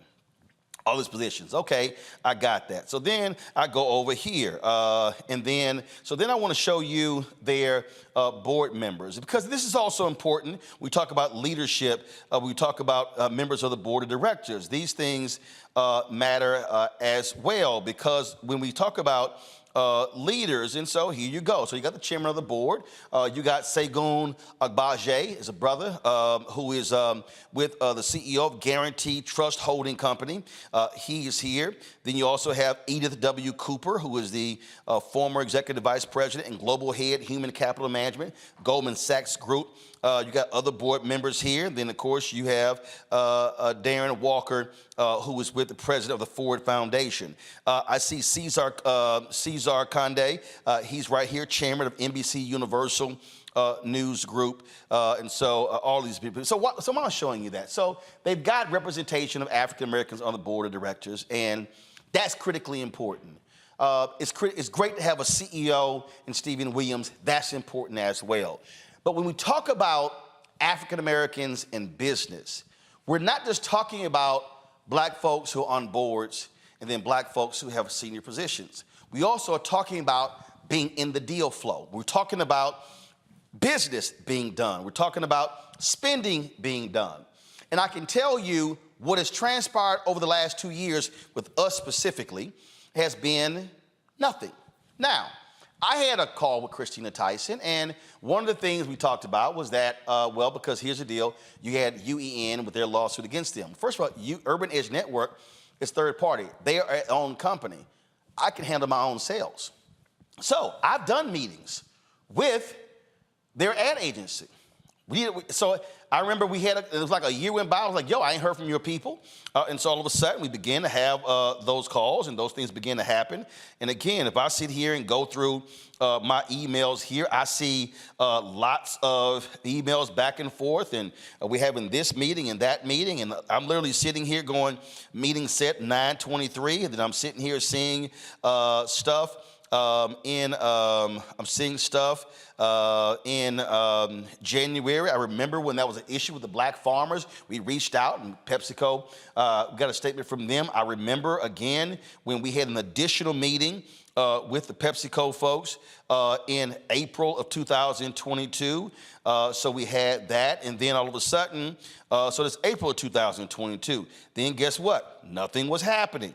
And so then I began to say, okay, fine, what's happening? And so began to reach out to folks, and I began to go through here and different activations and things along those lines. And then I'm looking here at my email here, and that was on November 11th, 2022. That was a meeting I had with, it was an email, Christina Tyson, Katie Hannafy, their media folks, and guess what? We had a meeting set up, and then of course I see November 11th, and then all of a sudden, and then we have, here we go. And so you see right here, if you go to my iPad, it says objective, PepsiCo team to learn about Roland's non-news media opportunities. Come back to me. Why is that important? It's because what often happens is these companies will say, hey, we don't buy news shows. We don't buy news shows, so therefore, you know, we really can't do your show. Well, that's not a problem, because guess what? We've done major deals, 7-figure deals with Coca-Cola. We've done customized content. We've done deals with Procter & Gamble. We've done deals with General Motors. So we've done deals with major companies. So right now, we have a 7-figure deal with McDonald's. So there's no other major, let me be real clear, y'all. You don't get bigger. And we've done stuff with Apple. So we've done customized content deals with Apple, P&G, Coca-Cola, McDonald's, General Motors. 5 of the biggest brands in the world. So there's no excuse. That was November 2022. Well, guess what? Nothing happened. Nothing goes on. I literally said, I remember November 8th, 2022, hey, Christine, it's been 3 months we've seen anything. And then all of a sudden, here we are in November. Like, what's up? January or February 2023, I do a meeting with their people. Again, nothing. I see their folks at Essence. I meet the new brothers of Old Multicultural. He said, hey, we need to get together. You're absolutely right. That was July. Nothing. I see one of their folks at InvestFest in Atlanta. She's like, hey, our people need to get together. Says, hey, guys, you need to get together with Roland. That's in August. Nothing. So here we are in the last quarter of 2023, nothing from PepsiCo. I sent their various executives a question. I sent them emails earlier asking them, and I sent this to their Chief Diversity Officer, CEO of North America Beverage, CEO of North America Packages, as well as their CMO. And I asked them a series of questions. I asked them. And what I wanted to know from them, and this is exactly what I said. I said, what is the annual marketing advertising spend of PepsiCo? Please provide numbers for 2020, 2021, 2022, 2023. What is the total black-owned media spend? Do you have an established goal of what you desire to spend with black-owned media, 1%, 2%, 3% or higher?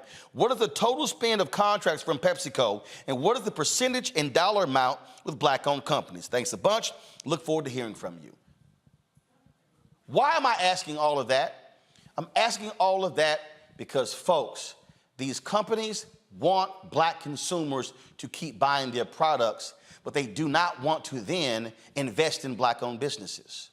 I had Mark Morial on here, and we talked about the 5-year, $10 million initiative they had with the PepsiCo Foundation to stand up black restaurants. I absolutely support that. We talked about the initiatives that PepsiCo had trying to drive $100 million in receipts to black-owned businesses over 5 years. I support that, even though they can't track it, and that's coming from one of the members of their advisory committee. But here's the reality. If PepsiCo is spending $3 billion annually on advertising and marketing, and if PepsiCo spends just 5% of their marketing advertising budget with black-owned media, that's $150 million a year. Over 5 years, that's $750 million. So if I compare that comment that was in the UEN lawsuit, if they were trying to spend $50 million over 5, and in the advertising space alone, you could spend $750 million over 5, don't you think that changes the look and the face of black-owned media? Do y'all now see how we are being starved out of business by not being able to get resources? I see ads everywhere. I see ads on mainstream media. I see PepsiCo ads on black targeted media. But what about black-owned media? I reached out to several of my friends in black-owned media. Do y'all know that Butch Graves' dad, they were PepsiCo bottler for about 20 some odd years? They haven't had any PepsiCo advertising in at least a decade. I reached out to my folks at Rolling Out. Munson Steed, nothing. I reached out to Ben Chavis, head of the NNPA, the Black Press of America, advertising, nothing. Shall I go on? I reached out to, so these are black-owned media companies, nothing. Now, PepsiCo does business with Revolt. They got a great deal with them. But this is not about one black-owned company getting advertising. I'm not just concerned about me. Oh, by the way, I dropped by the NABOB, National Association of Black-Owned Broadcasters Convention, ran into the ad folks for Urban One, Radio One, TV One, PepsiCo, nothing. So now I'm curious. If it's not Black Enterprise, if it's not Urban One, if it's not NNPA, if it's not Black Star Network, if it's not... Who else y'all spending the money with? Because we're not talking about a number of larger black-owned media companies. When we challenge these companies, when we challenge General Motors, who haven't spent a dime with us in 2023, even though I made clear last year I wanted a multi-year commitment, and they not even tell us what they're going to spend in 2024, guess what happened? We found that all these companies were spending 1 or less than 1% with black-owned media. And because of our pressure, all of a sudden they start making commitments. Oh, we're going to do 2 and 4 and 6 and 8. But had we said nothing, we would still be getting 1%. So if y'all want to know why black-owned media is small, do you want to know why black people can't contribute more money to HBCUs? If you want to know why we can't buy our own tables at the NAACP, the National Urban League Convention, do you want to know why we can't contribute to Congressman Jim Clyburn's campaign or other CBC members or anybody else? It's because black-owned media and black business overall are literally being frozen out of the economic pot in this country. They are feeding us a crumb and trying to convince us it's a meal. Hell, PepsiCo not even feeding us with their chips and their drinks. We literally are getting nothing. And so you as the black consumer do understand they want you to keep buying their products. They want you to keep spending, but they do not want to spend with black-owned media. Now, I told PepsiCo, I'm going to give y'all time.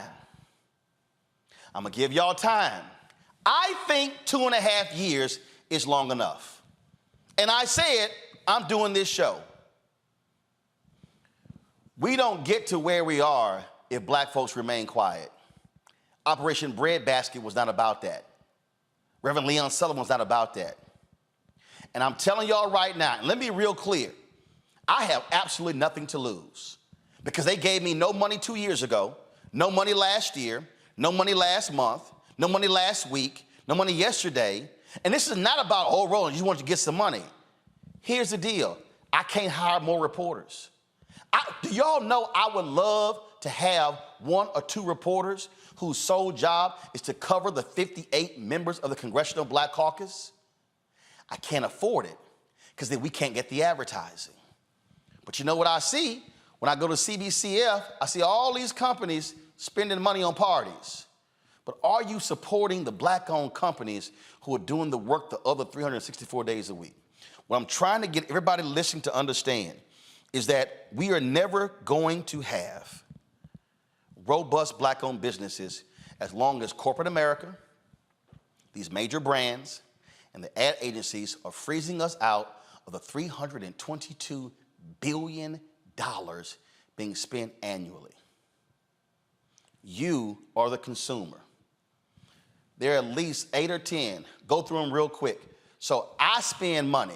Roland Martin spends his own money on Lay's, on Gatorade, on Quaker Oats, on Ruffles, on Cheetos, for my nieces and my other family members.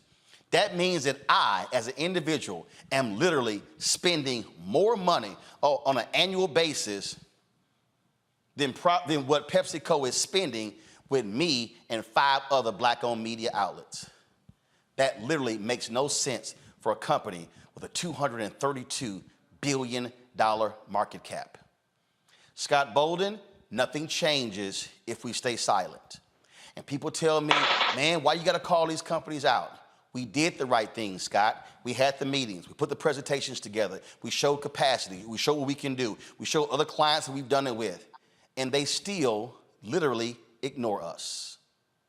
Those numbers are incredible because we know that Black America is one of the largest group of consumers in the country. I think it's $1 trillion or $3 trillion or No. It's 1.3 trillion. In 5 years, it's gonna be 1.7 trillion. Go ahead.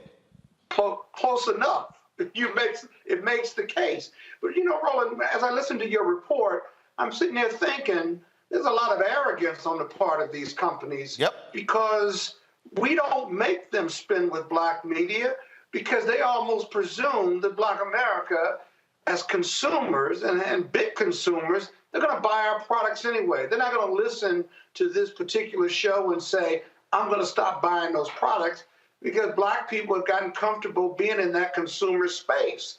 So on one hand, you're absolutely right. Anybody listening to your report would say, I agree with you. That's outrageous. Then, as a strategist and as a lawyer, I would say, okay, so what's our leverage point?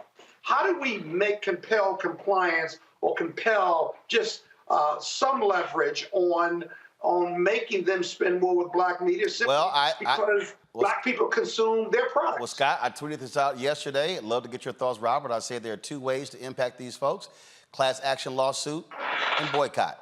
If they don't want to do business with us, Dr. King literally told us this on April 3rd, 1968, that we must redistribute the pain. Robert?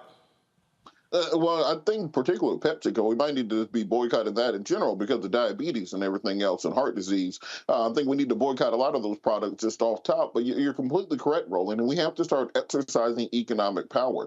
Not only should we be looking to divest from people who don't invest with us, but we need to be investing in Black-owned businesses within our own community to grow them to such a size that they will be able to have the capacity to invest into Black media. You have to create an entire circle, entire ecosystem around this. There are plenty of Black-owned soda companies in this country, small mom-and-pop shops that you can order on Etsy that would love to grow and that would love to have the opportunity to have those dollars that we are giving to PepsiCo every year. There are plenty of potato chip companies around here that are made out of people's kitchens and sold at farmers markets on the side of the road that would love to have the support of the Black community to get behind them. There's not enough simply to tell people who we aren't going to spend money with. We have to vote with our dollars and start supporting people in our own communities, grow those businesses up, and then we're able to create the economic system where we can support ourselves. Go to my iPad. Rebecca, you get the final comment here. This is what Dr. King told us in his mountaintop speech, because too many of us focus on the mountaintop part, not what he said above. He said, we don't have to argue with anybody.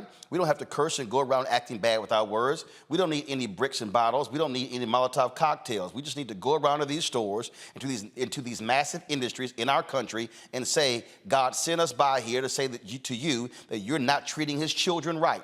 And we've come by here to ask you you to make the first item on your agenda fair treatment where God's children are concerned. Now, if you are not prepared to do that, we do have an agenda that we must follow, and our agenda calls for withdrawing economic support from you.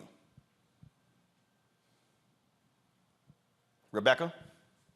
You know what, Roland? I'm thinking about in 2017 when PepsiCo decided to run an ad featuring a Black Lives Matter type rally, and it starred Kendall Jenner breaking up the crowd in the rally and bringing peace because she was drinking a can of Pepsi. And as far as I know, I never heard of that particular agency that decided that was a good idea to run that type of ad. I haven't heard that PepsiCo fired that agency and decided to actually work with inclusive agencies that would have known that wasn't a good idea.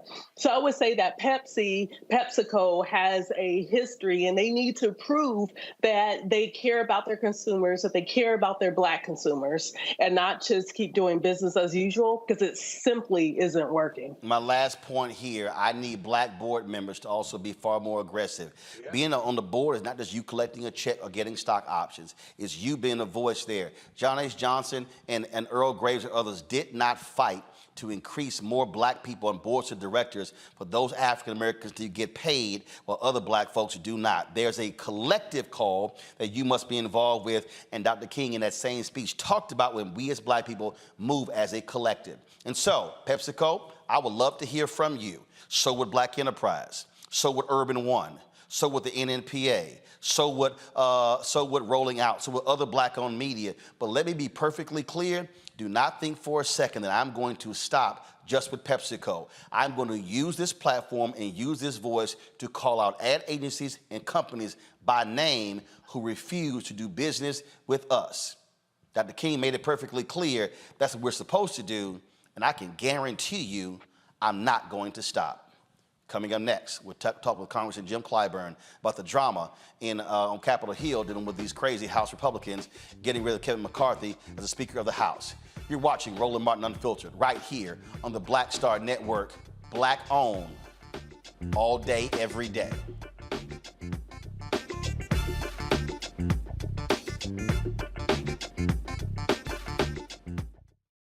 Hatred on the streets, a horrific scene, a white nationalist rally that descended into deadly violence. White people are losing their damn minds. As an angry pro-Trump mob storms the U.S. Capitol, we're about to see the rise of what I call white minority resistance.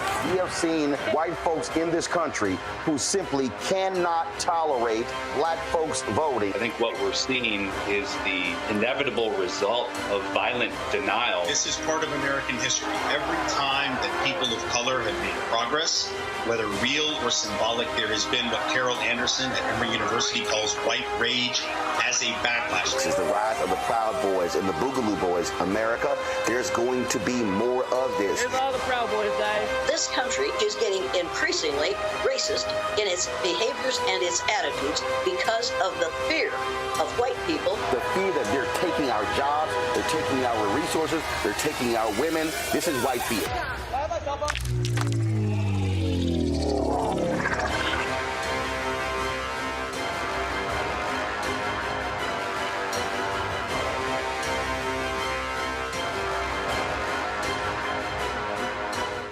Next on The Frequency, right here on the Black Star Network, Shanita Hubbard.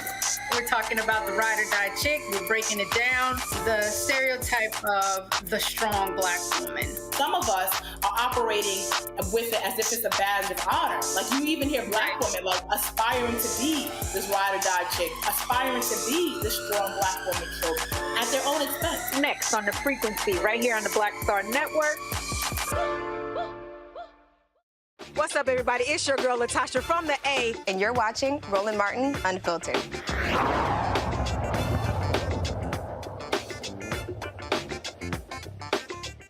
Folks, welcome back to Roland Martin Unfiltered. Joining me right now is South Carolina Congressman Jim Clyburn. Glad to have him on the show. Congressman, before we talk about the House deal, I do have to ask you what I just talked about. Look, you met your late wife, Emily, in jail. You were out there fighting a good fight for civil rights and economic inclusion.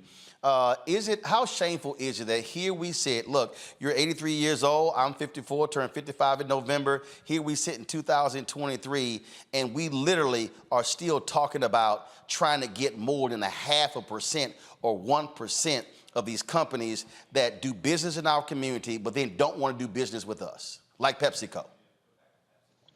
Well, I want to thank you very much for your approach to this, Roland. You are raising an issue, as you said in your presentation. It's not new.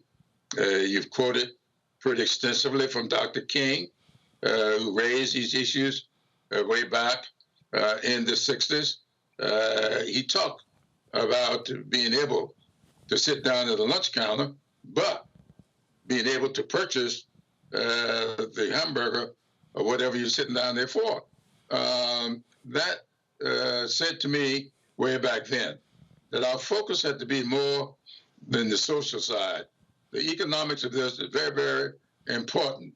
I want you to be able to support the Congressional Black Caucus, its foundation, its institute, its PAC, and its members. And as you said, you do that when you are able to get a good return on the investment you've made in Black Star and the investment you continue to make. And the only way that can be done is for those products that we consume, the manufacturer of those products, to be spending equitably in the African American community. Now, I use that word equitably because that's the word I want to use.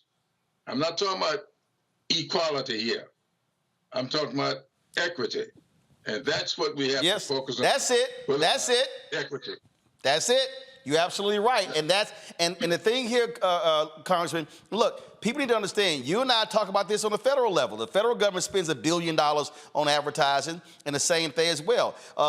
When President Joe Biden talked about last year increasing Black contracts, you and I talked about it as well. So for everybody to understand, I'm talking about increasing Black-owned bid contracts in the government, in the private sector, all over, and it's ridiculous when we look at these small, paltry numbers, and that's why during COVID, 41% of Black-owned businesses went out of business, because out of 2.6 million Black-owned businesses, 2.5 million had just one employee. And people talk about access to capital. Here's the deal. I don't have any debt. I have no debt. I don't owe anybody. So I don't need access to capital.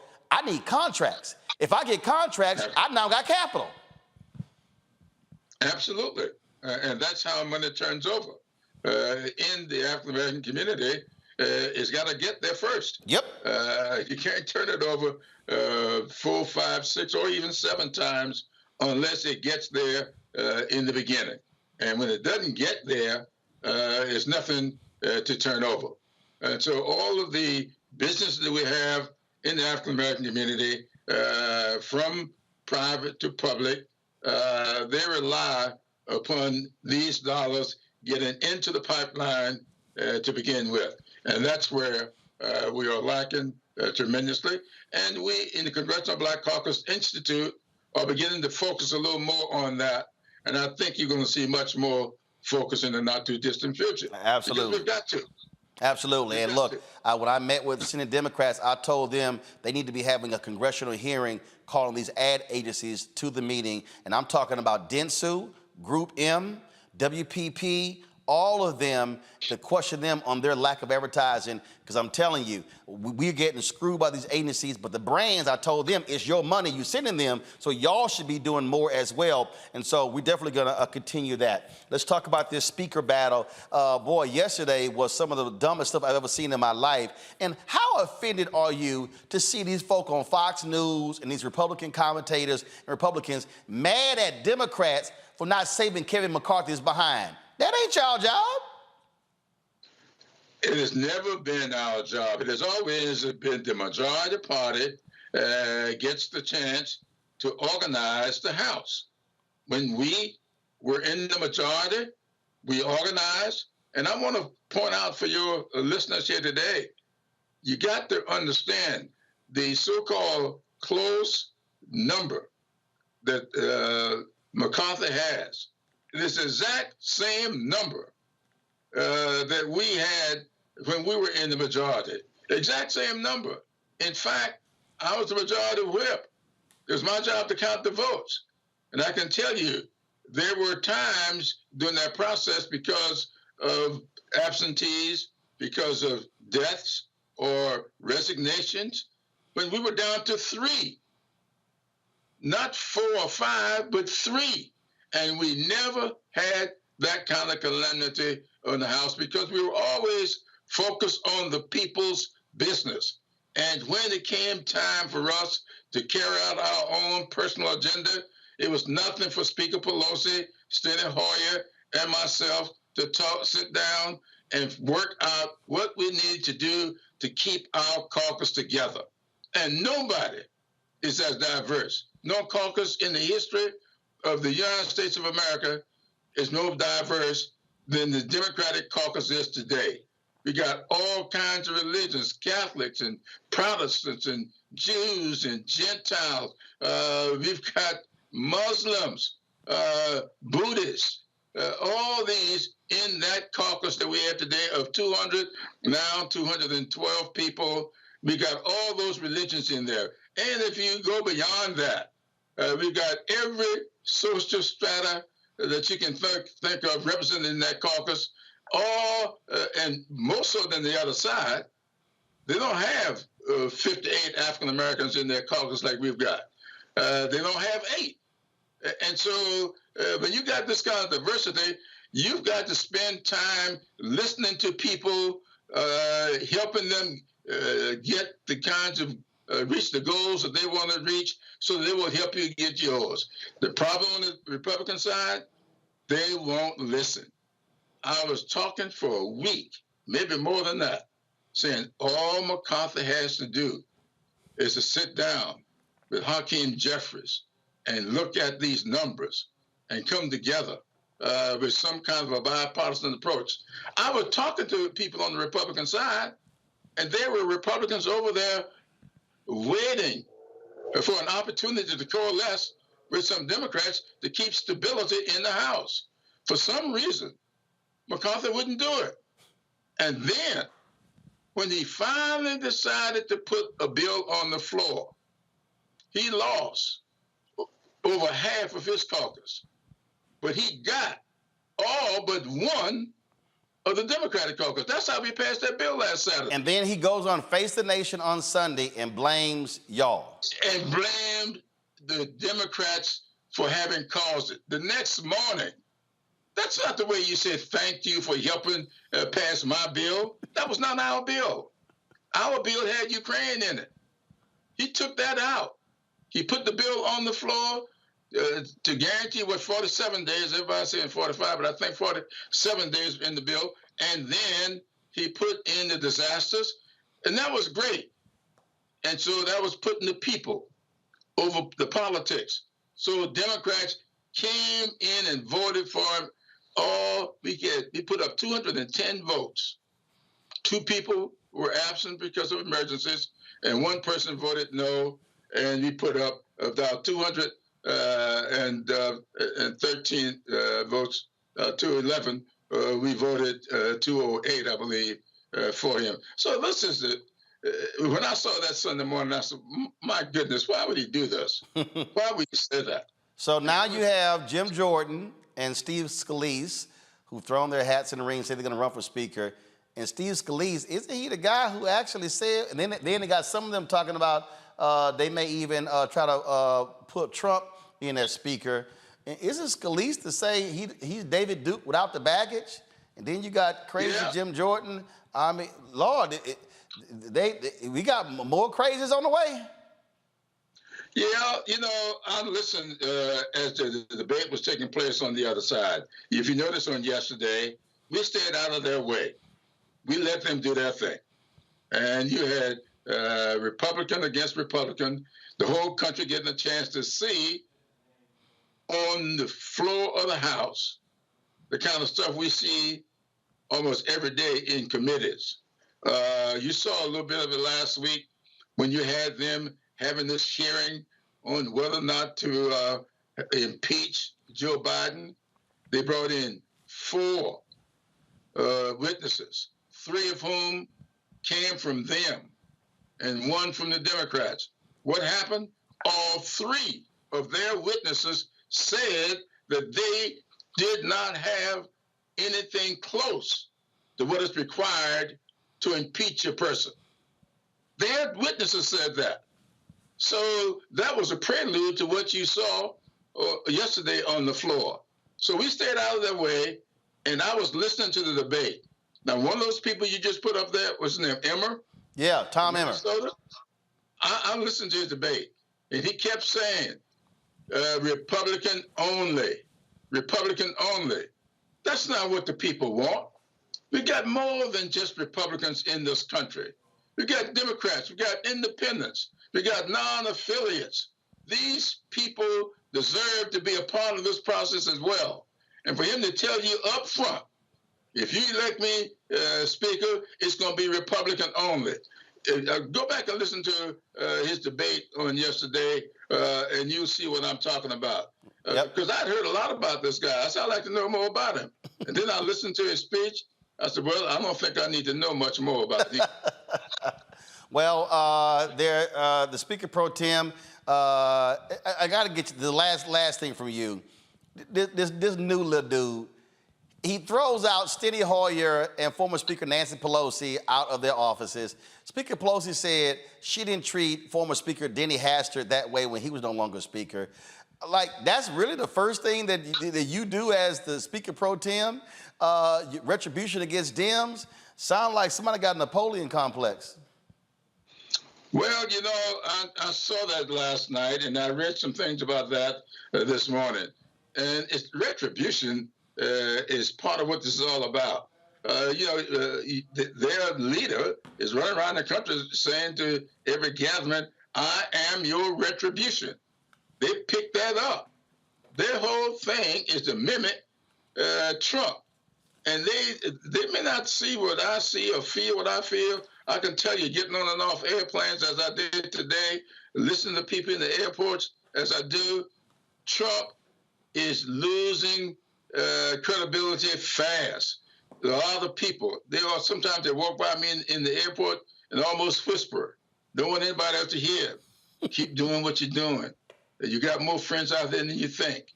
They are intimidated. And so Trump has bullied a lot of people, but he don't bully the Attorney General up there in New York, and she told him that today. They got to know this guy is falling like a rock, and by the time we get to the presidential election next year, I think they'll see that the vast majority of American people rejecting that approach to governance. Let's sit down. I would hope that the Republicans would put somebody up for Speaker that even I could vote for. Though they won't, hopefully they won't need my vote. But if they put somebody up that's decent, and you got only those 8 or 9 people who decided they don't want somebody that's decent, and that person they put up sits down with Hakeem Jeffries, we might be able to get enough votes on the Democratic side to offset their foolishness, and he still be able to run the caucus or the House with a vast majority of Republicans. Congressman Jim Clyburn, I appreciate it. I see that John Lewis book just over your right shoulder. Keep making good trouble. Oh, absolutely. And I have been blessed with my experiences, the book right next to him. Yes, sir. Thanks a bunch. I appreciate it. Okay, buddy. Thanks a lot. Real quick, final my comment from my panel here. Robert, the Republicans, a total mess they've made of this whole deal. And again, how you going to blame Democrats for y'all screwing this whole thing up? Robert, go ahead. Well, I just want to remind people, Republicans are in the middle of the worst week ever. We start last week with Donald Trump being declared a fraud on Monday. On Tuesday, by Wednesday, you're having the Republican debate where they talk about invading Mexico and curtains in Nikki Haley's office. By Thursday, you're having the impeachment hearings where the witnesses said that they don't need to be there and there's no point in this impeachment hearing. By Friday, there's a government shutdown countdown. By 7, Democrats saved them from a shutdown. By Sunday, you have Matt Gaetz threatening to vacate Kevin McCarthy, and Kevin McCarthy threatening to expel Matt Gaetz for having sex with underage prostitutes. Monday and Tuesday, Donald Trump is in the courtroom. Tuesday night, the Republicans are closing down Congress and heading home for the first vacation of the speakership in American history. Never catch a falling knife. Let these people hit the floor. Rebecca? Just the way this whole thing is playing out, I wouldn't be surprised if in some bizarro twist that Hakeem Jeffries actually becomes the next speaker. I mean, at this point, anything is possible. Unfortunately, with McCarthy, he wanted the title, but he didn't have leadership. This is what happens when you elect people because of power versus electing people so you can actually govern and legislate. Scott? My mother would have called it ignorance on display, not ignorance, ignorance on display. but in the end, guys, none of this really matters. Of course, we're showing America how crazy the Republicans are and their lack of leadership. The only thing that matters is can the Dems use this and other arguments to win the House back? Those 18 to 20 seats, can they win the House back and get control of the House, raise the numbers in the Senate and win that White House? It's a heavy lift, but it's quite doable in my opinion. Well, I'll tell you right now, if they're able to get that congressional seat in Alabama, get the congressional seat in Louisiana, NAACP LDF is going to Supreme Court arguing about the racial gerrymandering in South Carolina. You got your 2 congressional seats that Ron DeSantis blew up in Florida, plus you got Georgia right there. And then, of course, now New York Democrats have got their act together. You're talking right there, potentially 5 to 10 seats that could easily flip to give the Democrats control of the United States House. But they also got to keep control of the United States Senate and reelect Biden and Harris to ensure that you're going to see the right kind of federal judges that keeps getting appointed to the federal bench. Robert. On the vote. Absolutely. Robert, Rebecca, and Scott, I certainly appreciate it. Thanks a lot. Folks, don't forget, Louisiana, go to the polls. Memphis, y'all got to be voting as well. Your election of your new mayor is in 2 days, and so please go to the polls there as well. Folks, that is it. I'm going to keep y'all abreast of what the next action is. I'll wait to hear from PepsiCo, but trust me, to other companies out there, you're on my radar too, and I'm coming. Support us in what we do, folks. Send your check and money order to P.O. Box 57196, Washington, D.C. 20037-0196. Cash App is $RM Unfiltered. PayPal R Martin Unfiltered. Venmo is RM Unfiltered. Zelle is Roland at RolandSMartin.com. Roland at RolandMartinUnfiltered.com. Be sure to get a copy of my book, White Fear, How the Browning of America is Making White Folks Lose Their Minds. Available at bookstores nationwide. Barnes & Noble, Amazon, Target, Books A Million. Download your audio version on Audible. Also, download our Black Star Network app, Apple phone, Android phone, Apple TV, Android TV, Roku, Amazon Fire TV, Xbox One, Samsung Smart TV. You can also support our 24-hour, 7-day-a-week streaming channel. We're available on Amazon News, so go to Amazon Fire. You can also say, Alexa, play news from the Black Star Network. Also, check us out on Plex TV, on their platform as well. And last week, we added, folks, 2 new platforms, Amazon Freevee, as well as if you go to live TV under Amazon Prime Video, you can see us there as well. Folks, we're building, getting bigger, getting bolder. That's why we're challenging these companies when it comes to the advertising, because it ain't all about CNN, Fox News, and ABC, NBC, CBS. We got to have a strong Black-owned media. As Dr. King said in his book, Where We Go From Here, Chaos or Community, that must maintain its militancy in its quest to liberate Black America. I'll see y'all tomorrow. Holla!